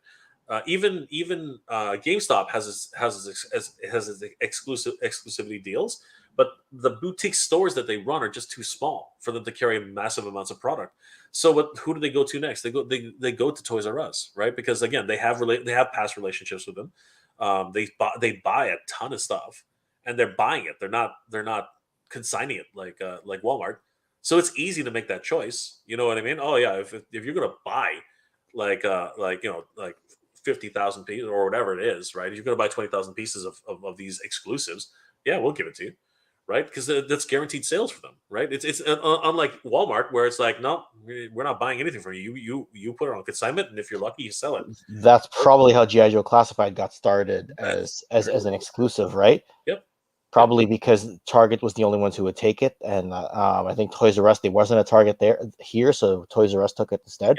Yep. So I'm guessing Toys R Us gets Target's distribution in Canada, is what I'm guessing. To a certain degree, because there have been Target exclusives that have shown up here in GameStop, and it's getting to the point now where whenever there's a fan, they're calling it fan streams now.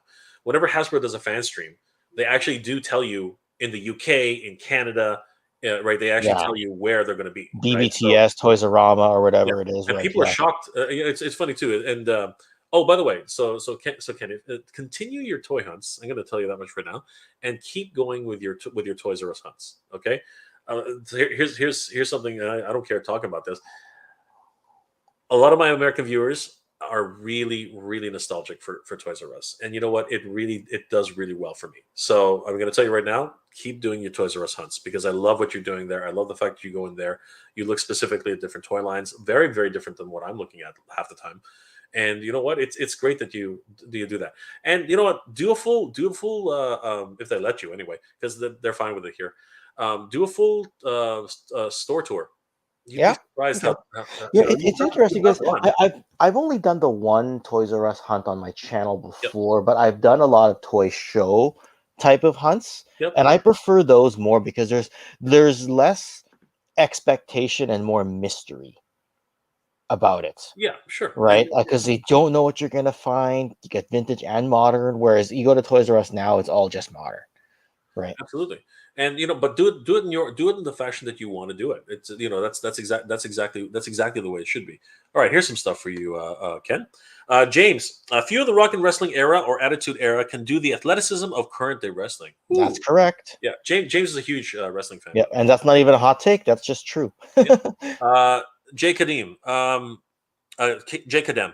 You see what would be season 3 Thundercats would look. Oh, that would be nice. That really would have been.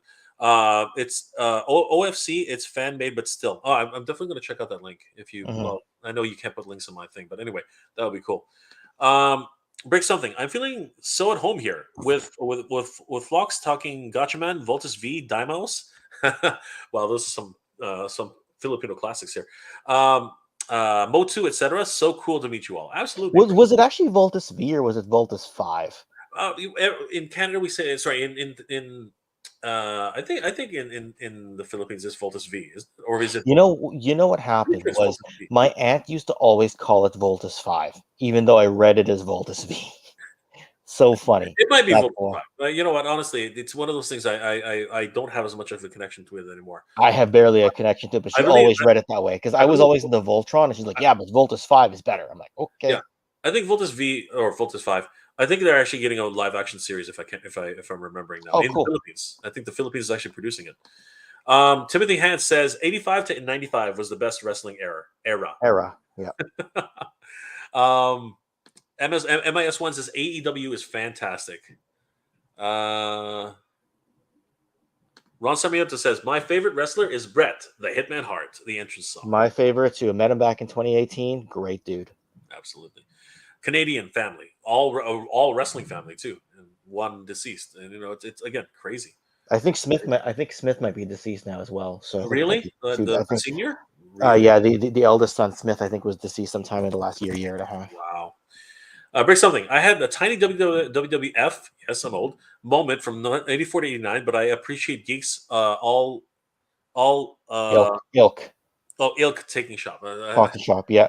So some of these terms I just understand. But 84 to 89 was amazing because that's the first 5 WrestleManias. So yes. Jabbar Robbins. Speaking of wrestling, I just watched WWE Legends Goldberg earlier. Yeah, there are a lot of documentaries happening right now on WWE Network. Yep. Yeah, and I've been seeing a lot of that new series they're doing where they're hunting down the iconic. Yeah. Those are the A&D specials. Most Wanted Treasures, I think it's called. Yeah, I think you're right. It's very cool though. It's very, very cool. Speaking moistly, yes, it was Toy Galaxy. That's what you're talking about. Ooh, we're behind in the chat. We're way behind the chat. I'm just gonna let you read chats for a little while. Yeah, it's all good. Actually, you know what? We are going to wrap this up pretty. Like it's already 2:30 a.m. in the morning. I just wanted to find if there was anybody else who we hadn't said hi to yet. Fenris 30. I want the full 3-story Castle Grayskull, remove a roof and floors after seeing that Revelations, but that's going to be expensive.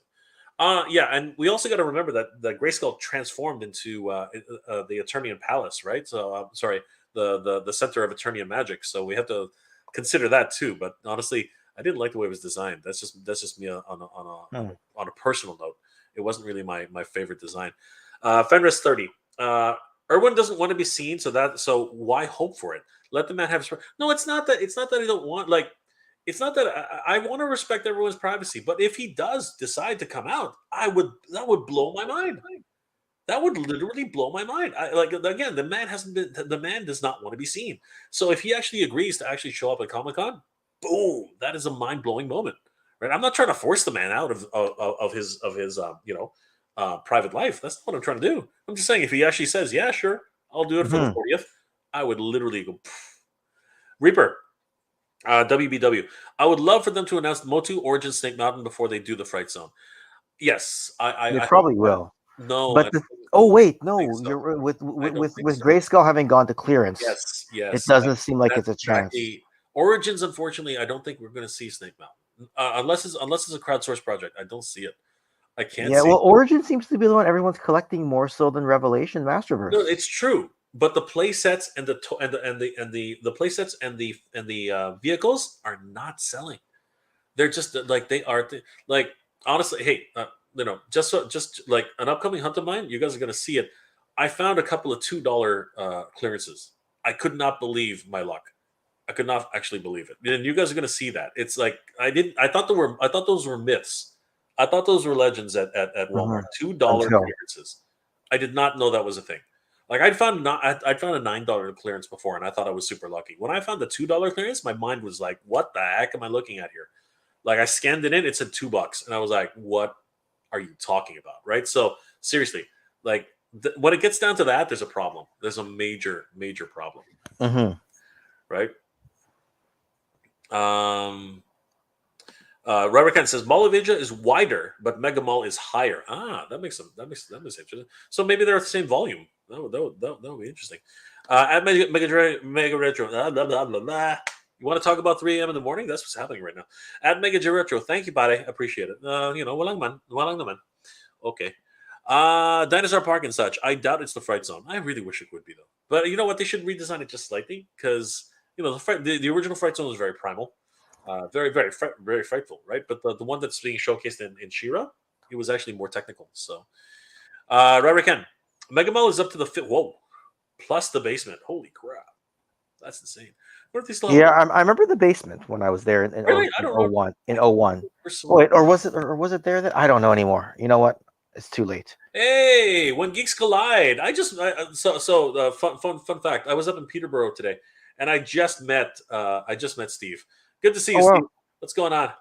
When geeks collide, 1 in 50,000. What? He must be talking about something wrestling because he's actually. Oh, he's probably making a reference to the John Moxley. No, it's 500. It wasn't 50. Oh, it's a joke. Okay, yeah. Yes. Yeah, yeah. What's his name? Steve. Actually, Steve's a wrestler. So yeah, definitely, Oh, cool. guys, go check out Steve's channel. When Geeks Collide.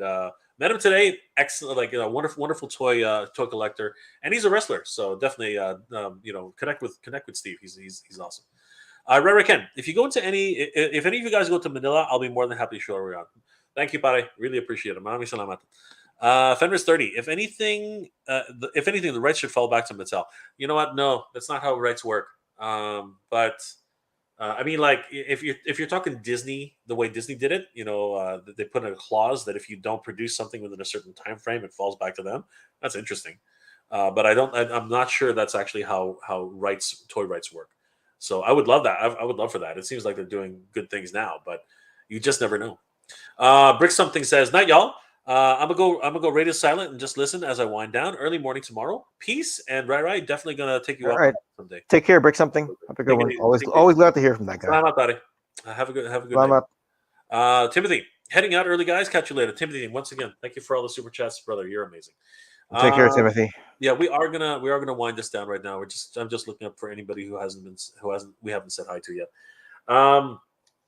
Armando, well, you know what, James, I'll do that one. Timothy, thanks for your support of the channel. Thanks for the community. James has always been a big supporter of the channel as well. Armando, Jay, you need to listen to the Jim Cornette experience on YouTube. Okay, I'll check him out. Do you know who he's talking about? Jim Cornette, the manager. Yeah. The manager. Oh, the manager. The wrestling manager. Got you. Managed Yokozuna and a bunch of others. Oh, whiny voice carried a tennis racket. Yeah. Okay, now I know like this. Now I know. Hated everyone. Yeah, he had the thing. Was he paralyzed on one side? Am I talking? No, you're thinking Jim Ross. Oh, Jim Ross. Who had the Bell's palsy. Jim Cornette with the glasses, the polyester white suit all the time. Yes. And now I know who you're talking about. Yeah, and the tennis racket, right? Was that Dr. Love? Oh, what do we call Brother Love was kind of like that too, but Jim Cornette was a little bit different. You're thinking Brother Love. Okay. Right. You know, if you stopped in the 90s, you may have missed out on Jim Cornette. I think that's probably but he was there in the early 90s. But if you're mostly 80s, he wasn't there, or he was in the NWA. He may not have been WWE. Yeah, I got you. Yeah, definitely. A lot of people. It's too bad they didn't get more exposure. Dinosaur Park and Stotch. NWO was the best wrestling. A lot of people do say that. Again, it's Jabbar. NWO or D-Generation X. See, Ken, you have a kinship here. There's a lot of people in we just don't. Yeah, but that's a loaded question in of itself. Reaper, I can't even find the 7-inch line in Montreal except for Skellige and Battle. That's unfortunate. That really sucks. Oh my god. Definitely check out your Toys R Us's though. They usually are stocked, right? And you know what? You can talk to the managers. They can actually order them in from other locations. Reaper, if you're having trouble, talk to the managers. Believe it or not, I know GameStop will do that. GameStop is notorious for that. I love GameStop. Do you know GameStop is? Do you know if GameStop is approaching big box size retail now? No, they have so many locations, but their locations aren't that big. No, okay, at least in the US, apparently they're downsizing like mad. Oh, they're going the other way. Yeah. Okay. And here we're losing stores like crazy in Ontario. Like it's just absolutely crazy. We lost a couple here in BC, but I wasn't sure because they switched from EB Games to GameStop. I thought that was meant anyway. It was odd, but it was to unify the brand, and I think it was to show some sort of strength because at the time they were going through that weird what's it called stock market thing where they were dying, and then all of a sudden they freaking like exploded, right? So they got an influx of cash in the US, but GameStop Canada is different from GameStop the US. Is the same way Toys R Us Canada is different from what used to be actually, and has returned Toys R Us USA. Very different entities, right? Well, So, Toys R Us started showing up as like a section in some other larger department stores. so I yeah, heard. Macy's is the one that actually has a partnership now with Toys R Us, and they have pilot programs like the Mall of America, where they actually have flagship stores, which it may or may not be doing well. Uh, Again, the nostalgia is there, but a lot of people still complain about high prices. So it's hard, right? If you had the distribution and the size that you were, pre 2015, I think you could probably get away with it. As it is right now, it's getting harder and harder to keep retailers' attention when so many things are available online. It's just crazy. Jabbar Robbins at Armando, NWO got oversaturated too quickly. That's why I said it was a loaded question. Better concept, very poor execution by the end. Here's one for you. Danhausen Yes. is the best answer. Dan always Oh, come on. We love Danhausen, but his YouTube channel's exploded though. I mean, I think he's already hit a million. Like, hasn't he already hit like 500,000 or sorry, 100,000 or a million? Like, uh, I think it's well, 100,000. ever since he got on AEW television, then it did a lot for his exposure level. Yeah, no, exactly. And if you go on his YouTube channel, he's already. I think he's already got his silver play button. If not, and I think he's well on his way to getting a gold.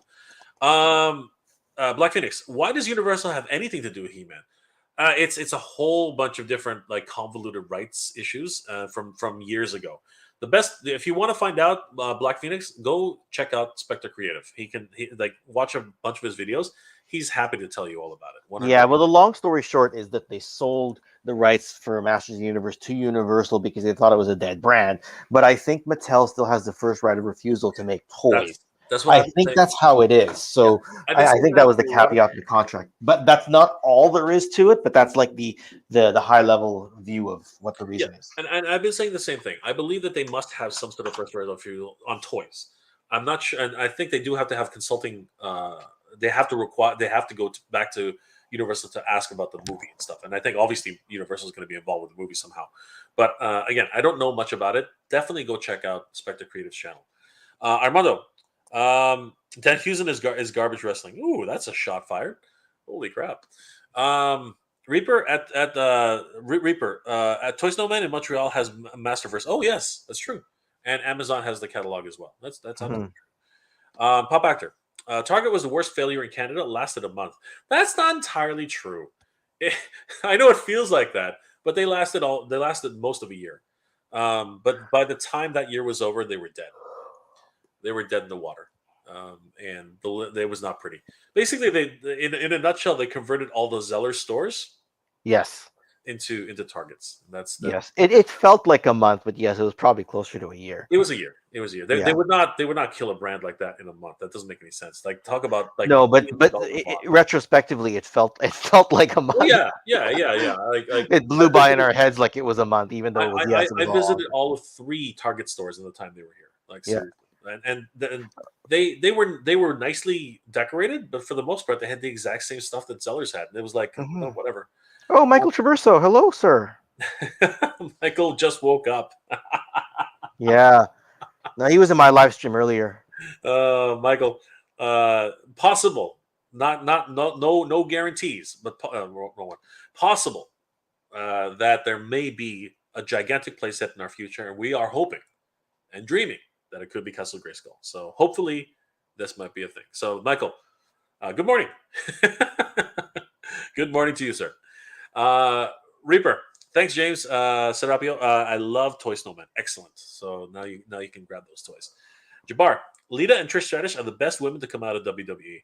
That's debatable on many sides, but okay, sure. I mean, like, Trish Stratus, Canadian, of course. Well, they brought it to the main event level, right? That's I think what he's trying to say, right? Like, yeah, there might be some better technical wrestlers out there. No, even that's hard to say because these women were that good. So yeah. Again, it is what it is, and people still remember them. Exactly the reason why. Amir, so James says at Reaper, Amir has always been really great at during my. I love Toy Snowman. Honestly, I don't know, Ken, have you ever used Toy Snowman? Oh yeah, I was just talking to Amir a couple weeks ago, Yeah, and yeah, I got a bunch of stuff from him. Not just yet. yeah, 2 box openings ago. That stuff was from yeah. Amir. And of course, I would be amiss if I didn't mention mftoys.ca, another wonderful distributor. Saw him today actually in Peterborough. Like honestly, he can get you stuff no one else can get. So again, a lot of great Canadian distributors out there. Right, again. We used to have Pinoy wrestling here. The stuntmen for the movies were the wrestlers. I love to watch that. That's awesome. Again, there are a lot of things you can do in other countries that you can't do here. Lucha Libre is amazing if you actually get to watch it.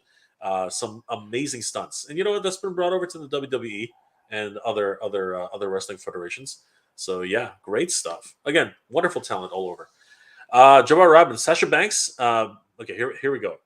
I'm gonna let you read this, Ken, because every time I read this, somebody's yelling at me. So take it away. All right. Sasha Banks, Bailey, Asuka, Io Shirai can all wrestle circles around Stratus and Lita in their primes, my dude. So that's what I was saying was that Lita and Trish Stratus elevated it to the main event scene. They had some great spots. They were really good, but the game has evolved to a level where if you were to take a prime Lita and Trish Stratus, they would probably not be as good at the chain wrestling in some of the spots as the ladies that the James Serapio is mentioning. But of course, wrestling was a simpler time back then, right? Yes, yes. I mean, it Um, was very scripted. It was very choreographed. And today Yeah, they're doing yeah. things. It's to me, it's like saying Kenny Omega can wrestle circles around The Rock, but The Rock was always a decent wrestler, right? Yeah, yeah, He was always above average, but the game has evolved, yeah. right? Training has evolved. Like there is an NXT now, where you have a training ground, etc. Yeah, Right? and it's important, right? And it's also about protecting your partner, right? And a lot of things because I mean, Terry Hogan is a good example of that, right? A lot of wrestlers say that the script called for something and he forgot, right? I mean that does happen, right? And people get hurt. Like there are a lot of people who get hurt in wrestling. Um, broken legs, like shattered femurs. Things happen, right? And that's impossible, by the way. And we're talking about like high risk maneuvers. You know what I mean? Anytime somebody jumps off that top rope, it looks spectacular. But let's be honest. We're talking about 300 pounds of human being Hmm. caught by another 300-pound human being. Let me tell you, your chest cavity is gonna fall. Okay, eventually, Oh, absolutely, it's ridiculous. absolutely. So So you've yeah. got to take care of your partner at the end of the day, right? That's that gigantic shock in the middle of that of that ring can only take so much abuse, and the same thing goes with the human body. So yeah, I have full respect for anybody who does wrestling. Absolute respect. Um, at Robert Ken, Amir Pinoy TJP is solid. I'm not sure about that. Okay, sure. I don't know that reference. Nolan, so glad to have Toys R Us in Saskatoon. So glad to have Toys R Us anywhere, Nolan. But yes, absolutely. Um, Armando, Benoit for the Hall of Fame. Yeah, yeah. Why not? You know what? There's so many wrestlers who have not gotten into the Hall of Fame. Um, I was so glad when the Warrior got into the Hall of Fame, and then Mhm. literally tragedy. Like not even a week. Was it a week? He was It dead. was 2 days. It was 2 days, I think. Crazy. That is literally crazy. Talk about burying the hatchet. But there was something weird. Did you notice as well? He got really big that day. Like if he was wrestling like a month prior or like 2 months prior, and he didn't look nearly as big as he did when he was accepting that award. I don't know. I don't know if anybody else noticed that. I didn't pick up on that. It looked very strange. If you watch his match, like a month before, he looked like not like we're talking about like prime warrior. He didn't look as big as that. But then when Hmm. he went to the award ceremony, he was wearing that huge jacket. He looked mad, and his face was red. I don't know if everyone must have noticed that his face looked red. He like there was something wrong already. Like something was actually wrong during that award ceremony. I don't know. It's weird. It's weird. But anyway, he passed. He passed. Tragic, just tragic. Michael, my favorite Canadian YouTubers. You guys blow my freaking minds. Oh, Michael, you're amazing. Thank you, Michael. Thank you, You Michael. know, always glad to have you in the chat, brother. You're the best. Yeah, 100%. reach out anytime. Absolutely. Jabbar, Jay Serapio, I like them too, just as long as you don't mention Ric Flair's daughter. Yee. Oh, Charlotte. Charlotte Flair. Yeah, that's a controversial one because I think she has talent, but some people feel that she gleans off of her dad's name. Anyway, let's move on. That's any. Oh, That's, there we go. Charlotte's good in the ring, but when things get stiff, not when I don't know, gets stiff when not happy. Yes. yeah. Well, you know what? When you come from a family, when you come from a name, it's hard to live up to that, and it's it's a lot of responsibility, and the expectations on you must be absolutely daunting. Like I don't I don't ever um, envy anyone who comes from a big name. You know what I mean? Like really anybody like Robert Redford's son. Anybody who what's it called Angelina Jolie. She came from a powerhouse couple. You know what I mean? Like crazy. But she managed to make it on her own, right? In terms of like sports, Chris Biggio's son. He's Craig Biggio's son is now playing for the Blue Jays. You know what I mean? And he's carving a name for himself. Actually, two Hall of Famers. What's it called? Vladimir Guerrero. His son is on the Blue Jays too. Absolutely crazy. The kind of pressure those kids must have is insane. And I can only imagine Charlotte must be feeling the exact same thing. Actually, getting into the business. Yes. Like that cannot be easy. That cannot be easy. Um, Zemera Zeres. I want fake He-Man. I want Faker too. I want Faker as well. I really do. Unless that's not what you're talking about. I just assumed that's what it was. So Armando O. Charlotte is easy on the eyes. Laugh out loud. Don't be like that, guys. Like, shit. It's not always about sex appeal, even though 90% of the time it is. MSI one. NXT Born Breakers is the future. Braun. Again, I'm gonna get in trouble for this. You do this, Ken. basically, the son of Rick Steiner is There the you go. future. There you go. Yeah, Braun Breaker. Yeah. Pop actor. Wrestling was a mystic back in the day. We didn't know all their personal lives. We imagined them as they were in the ring. Look, the act is the act, right? When you live the what do they call it again? Kayfabe. Yeah, Kayfabe. but what do they call it? Living the living the act or something like that. Staying in character. Yeah, staying in character. When you're living like what's his name? Bob Backlund. He will not, whenever you see him in public, he always acts the same. It's just weird. And I'm pretty sure he does not act like that when he's at home. Jabbar. Oh, here we go. Armando, what have you been smoking? Okay, we're gonna start. Look what I'm not sure if that has to do with the Charlotte is easy on the eyes comment, but I assume it has to do with the Chris Benoit and the Hall of Fame comment. Notice I did not comment when you pulled that one up because it's too divisive a topic. Look, at the end of the day, you were worried that you were actually concerned that this would actually derail the stream. I don't think so. There are a lot of wrestling fans all over. Very passionate. Yeah, Michael. I saw the wrestler Mickey Rourke. Sorry, now I'm getting into something different. I saw the wrestler with Mickey Rourke a while back, and I couldn't watch wrestling much anymore. Same thing happened with NFL after the seat. I hear that. Obviously, we like compensation. Insurance. These are topics that will never change, right? Wrestlers and athletes, they all have to be protected to a certain degree, and that's what the NFL, that's what the NHLPA is for. That's what the NFLPA is supposed to be for, right? But what will happen, right? And so many people have been advocating for WWE and I imagine AEW to get some sort of support for veterans get support. And the kind of stories that are coming out right now with Jake the Snake Roberts and breaking his back and everybody and then being left in the lurch, right? Mm-hmm. These are horror stories, and you got to think about what these younger kids who are entering the business now. They're not thinking about that. They're not thinking about their bodies in 10 years, right? Well, you got to look at Darby Allin and the way he doesn't protect his body very well. Well, I guess he does, but he takes really big stunts. Anyway, I won't get into it here.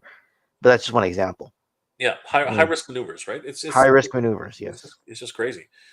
Yeah, now we see them playing Tekken and Madden. Yeah, I know, but that that's what they've had to fall back on, right? Like, because they can no longer do that. They can no longer do their careers. It's just scary. That's a negative on Chris Benoit. There's a backstory to his fate which shouldn't be discussed. Again, a lot of things. We should. Ken, you should start your channel started off as a wrestling channel, right? So I mean, like, largely, yeah, but I that's the topic that I just can't touch.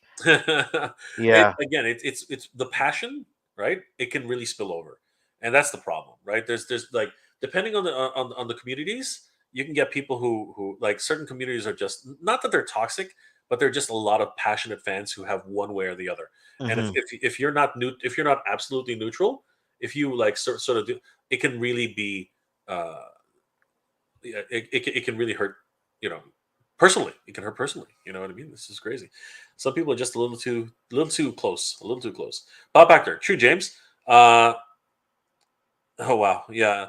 The butcher will come on. Is it? Should I take this one? Yeah, you take. All right. I can barely. I can barely. Laughing out loud, I know, Abdullah the I know Butcher. Kamala. I know. Yeah, Abdullah the Butcher or Kamala isn't scary anymore when you get to know him off screen.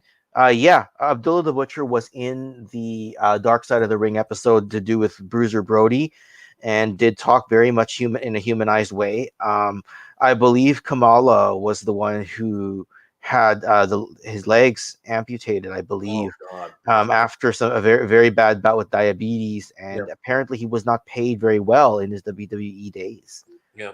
That's the problem with all the Right. right? And Kamala was an attraction of sorts, right? So Yeah, no, he was dude. People love Kamal, 100%. Mhm. Jabbar Robbins, the Rockstar will be debuting in NXT soon. Hopefully, she won't use her father's name for lineage. Lineage. Oh, Lin. Lineage. Oh, sorry, it's not spelled right. Oh, yeah, sorry. Autocorrect didn't pop in. Lineage. Yeah, that's correct. Absolutely. But you know what? Sometimes you have to write a name. Sometimes you have to write a name, but you have to prove yourself to be better than that name. Well, look, I ruled the Filipino thing here just to get subscribers. Right? No, just kidding. Just kidding. God. Sorry, had to throw a wah Not wah in really. there. Not really. And again, you know what? Here's the thing, and here's something very interesting, Ken. Um, uh, you say that you don't look Filipino. A lot of times, I don't look Filipino. You know what I mean? Like, people have asked me multiple times. Are you Korean? Are you Japanese? Are you? I'm like, where are you seeing all this stuff? Right? Like, seriously. And now that I've grown the beard, I think I look a little bit more like a Pinoy, kind of. I just assumed you were when we met on the Can Foundation. I just assumed that, but I wasn't Some about to ask. most Right? most Filipinos can spot it, right? Most Filipinos can spot it, but like, most like a lot of coworkers in the past, like when I was really young, actually, here, funnily enough, let me, here's a party trick I show off every now and then just to be funny, because when I was young, it was really hard. When I was young, it was really really hard to tell. Oh no, oh, I put them away. Damn, I used to carry all my licenses from like 4 years ago just to do a party trick with people. Anyway, when I was really young, I looked like I looked, and I used to wear this hat. I looked like a lot of people used to say I must have been from the triad, because a lot of people like a lot of people thought I was Chinese, and some people thought I was Japanese. Some people thought I was Korean. Again, it was hard to place me because when I was younger, my eyes were just a little bit narrower. So yeah, a lot of people, especially when you're growing up in a Canadian school system, Catholic school system. Yeah, a lot of like, very few things. But later on, my whole neighborhood was practically Filipino. It was crazy. So yeah, very interesting, very interesting time. Uh, Bradman 77. Chris who? And he's watching GCW wrestling. There you go. Go watch GCW wrestling. That's hilarious. You turned this into a wrestling evening. Ken. So I do that. congratulations. Oh, here's one. Ricardo, you guys just brought up Zor earlier. Okay, this is weird. Here's an opposite that I wasn't expecting. I saw WWE as a thumbnail, but Ricardo wants to talk about Motu again. You guys brought up Zor earlier. This is interesting. Eh? You guys brought up Zor early in the chat. There's currently a Zor and Tila 2-pack on pre-order and the BBTS for our fall release. Yes, and I'm very excited about that. It's actually a slightly different deco for Tila, and even a slightly different sculpt, which I'm really excited for. Is that for the Masterverse scale? No, it's only for the origin scale. Okay, I was gonna say that's what I was wondering. Yeah, Yeah, we were talking Masterverse scale, but yes, that's cool to know. Yeah. Demon 888. Oh wow, everyone's waking up. What did I miss? Yeah, what did I miss? Again, around this time we get a lot of viewers from the other side of the pond.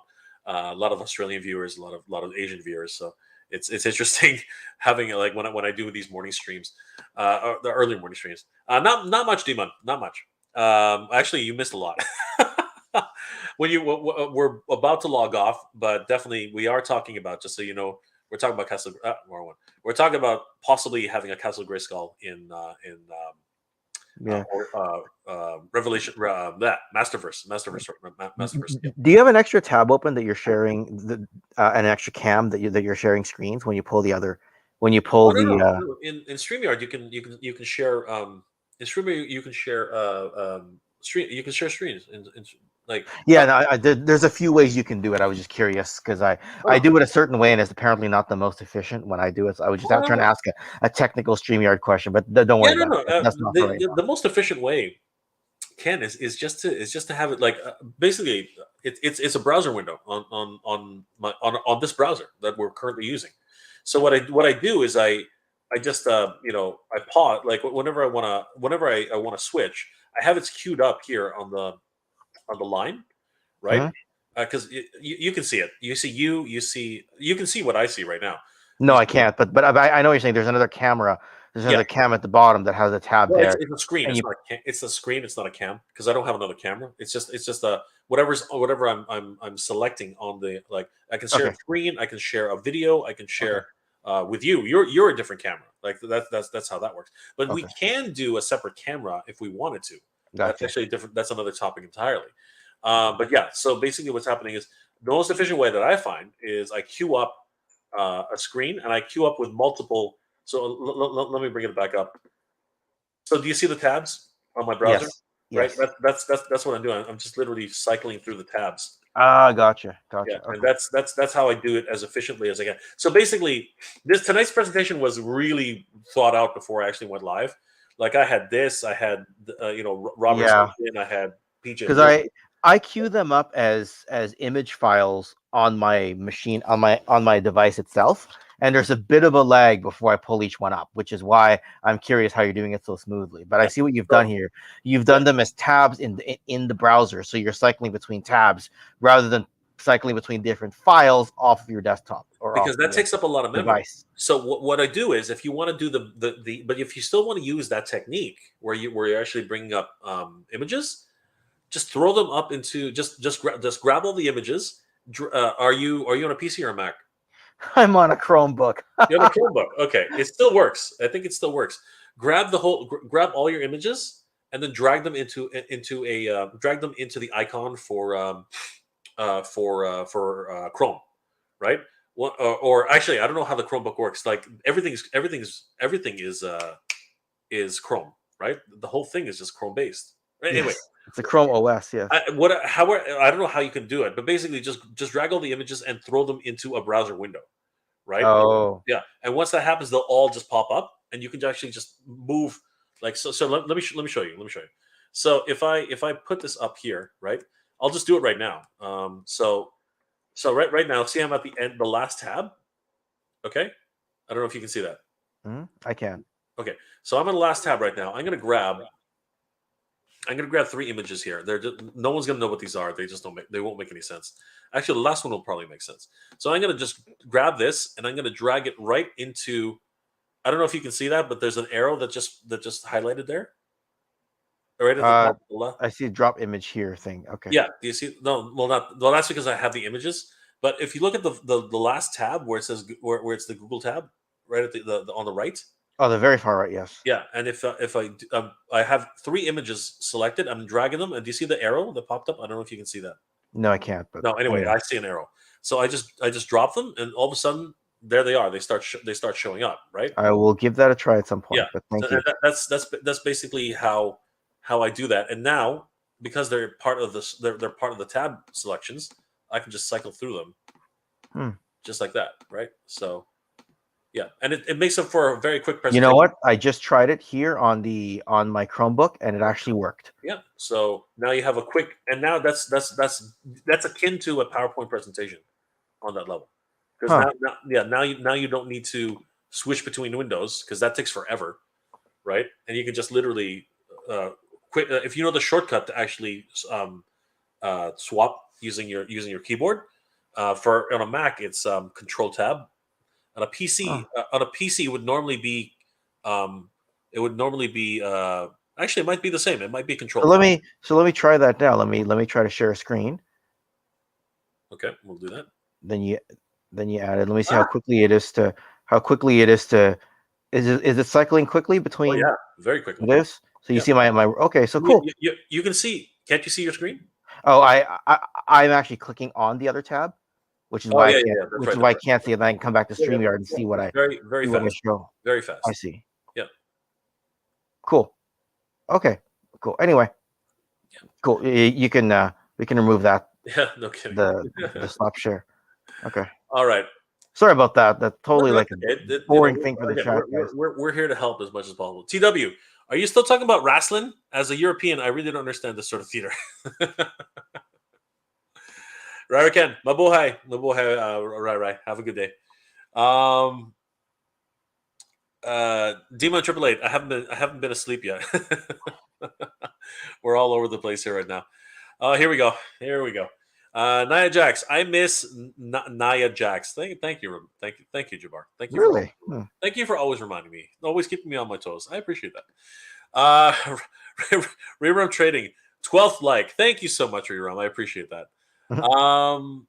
Okay, yeah, we are gonna have to log off right now pretty soon. We are. Yeah. But it is the middle of the night over here. Actually, it's the AM, and right now Ken is just getting to midnight. So Michael, right, Ken 33, you're killing me, bud. All right, last couple of comments before we log off. K Coco 1701. Why are you still up, Jay? We are discussing the ultimate wrestling interlude. The wrestling hijacked my stream. I tend to do that. It won't be the last time I do it. By the way, you should see what I do to Zazel on Sergeant Slaughterhouse. I try to hijack wrestling, and he reminds me of an agenda. So, TW, just to be sure, you close your weird fetish porn tabs when you're doing a live stream. Oh, for sure. Be careful. Be careful, Ken. Oh, for sure. Oh my God, we've gone off the rails now. James, Michael, adobo. Oh, adobo is super easy to make. At least you should learn. Adobo is so tasty, man. Oh my gosh, one of my favorite. Oh yeah, heck yeah, 100%. Okay, so you know what? This is actually a good time to say this. So guys, I want to thank my special guest, Toy Connections. Ken, thank you again so much for being here tonight. Where can people reach you on the internet and tell them a little bit more about your channel? Well, it's Toy Connections, and if you go into your brands and pull up the banner ribbon, it'll show our names. Sure. This way people will know how to type it in. Sure. Hold on for a second. Wrong one. Go into the brands tab, and then there should be if you go into brands. No. See, you're trying to teach me something. Yeah. Brands. I see it. And there should be a swipe tab that has an enable name or something like that. Sorry, where the heck is it? Yeah, here we go. A little switch. So there you go. It's a Toy Connection spelled like that, and also spelled the same way, but one word on Instagram, and follow on Facebook as well. Love talking all things wrestling, Transformers, G.I. Joe. Where I can, I'll pop in some Star Wars and MOTU talk, and yeah, and Jay will be a guest. It will be the other way around. He'll be a guest with a few friends. We'll have a nice, lively MOTU Resurgence is the name. I think it's called MOTU, a Modern Resurgence or something like that is the name of my stream for Saturday. I just put the thumbnail together. I'm just waiting to hear back from one more guest so I can throw his icon on the thumbnail. We're good. And we're good with that. Yeah, that's gonna be so much fun. Definitely. And that one will not get derailed into wrestling because I'll have an agenda that I'm gonna keep the boys to. Oh, but, don't make promises you can't keep, Ken. I know, but I'm gonna try. Right? It's like promising to win a wrestling match, and next thing you know, you wake up and you've lost, and someone's counted to 3, and you're backstage. So yeah, spitting at somebody's face and then knocking them out. That'll be. Anyway, again, more wrestling. Which is fine. I love it. I love it. Me Thank too. you, Ken, for being here tonight. It's been an absolute pleasure. Guys, I want to thank each and every one of you for being here and liking, commenting, and subscribe to the channel. Definitely go and subscribe to Ken's channel, Toy Connections. Wonderful, wonderful channel. You guys, if you enjoyed this channel, you're definitely going to love Ken's channel. Does a whole bunch of different retrospectives in a different way than I do. 100%. You know, he's got this wonderful montage. It's great. I'm going to be a guest on Ken's channel next weekend. You guys should definitely check that out. It's going to be a heck of a lot of fun. We're going to be talking everything MOTU and the renaissance that has resurged, obviously from Master Universe, and hopefully it'll continue into the far future. Last couple of comments before we log off for tonight. Bradman77 Wrestle Grayskull. I can see it now. That's hilarious. James Serapio, thanks for the stream. Stay safe, geeks. Keep the collecting fun. Also, wrestlers that don't protect their opponents should not be praised. This is absolutely true, but it's not as easy as just saying that. James, Saskatoon, Nolan, Saskatoon. Say hi to Jessica. I'm not even going to pronounce that. Boot. Never mind. Sorry, I butcher names all the time. Ken, can you help with that? No. The Canadian forklift for me. I can't. I'm trying, but I can't. I apologize. I don't want to butcher Jessica's name. Pop back to Rick. Cool. Ken talks about Ewok toys. Yeah, absolutely. I could try. Maybe a little. We're gonna do everything. A little bit of everything. Black Phoenix. Take it easy, Black Phoenix. Thanks for everything. Yep. Nub. Yes, of course. Pop actor. I'm going to wrestle my wife. Dude, you can leave that in the bedroom, man. Don't. Keep it clean, kids. Keep it clean. Black Phoenix 77. Pop actor, have fun with that. 100. Robert Ken, enjoy the stream so much. I've enjoyed the stream so much. Geek proud. Mabuhay, Jay. Mabuhay, pare. Ingat, ha? So good night, my friend. Yep. Yeah. Pop actor, I'm going to lose this. She bites. Ooh. Dudes, come on. Honestly, this is getting way too personal right now. Jabbar, there's more wrestling next weekend. With you, Jabbar, it's always wrestling, but I love it. I love it, my friend. James, pronounced Bittner, powerlifter. Oh, okay, that would make a lot more sense. Gotcha. All right, thank you, James. Have a good night, my friend. Bradman77, bye, Gins, guys. Okay. Bye, guys. This was awesome. Thank you so much, Bradman. Guys, once again, I want to thank each and every one of you for liking, commenting, and subscribing to the channel. You guys are the best. Thank you for spending all this crazy time with me. It is 3:17 a.m. for me, and it is probably midnight for Ken. So we are absolutely exhausted, but we do love spending some time with you guys, you know, getting to know you guys. You guys are the best. Thank you so much for that. Nolan, the last comment for the night. Will do, James. Take care. Absolutely. You and James do have a great night. Okay, here's another one. Pop back to Rick. Thanks, guys, for the laughter. You guys are awesome. Take care. Oh, my God. Take care. It was interesting. Absolutely, Kadeem. Thank you so much. Guys, that is going to be the last comment of the night. I really appreciate all of you guys. Ken, definitely go check out Ken's channel. We will be here next weekend over on Ken's channel. Definitely check that out. Do not miss that MOTU stream. It's going to be a lot of fun. Guys, thank you again for liking, commenting, subscribing to the channel. You are the best. I hope you're all doing well, staying safe. I never thought I was going to reach this part. And as always, everybody, thank you very much for watching. And good night, good morning. Good night, good morning. And what was it? How did it go again? It's like, if I don't see you, good morning, good night, and good afternoon. Something like that. Anyway, it was watch the Truman Show. Great movie. Geek proud, everybody. Geek proud.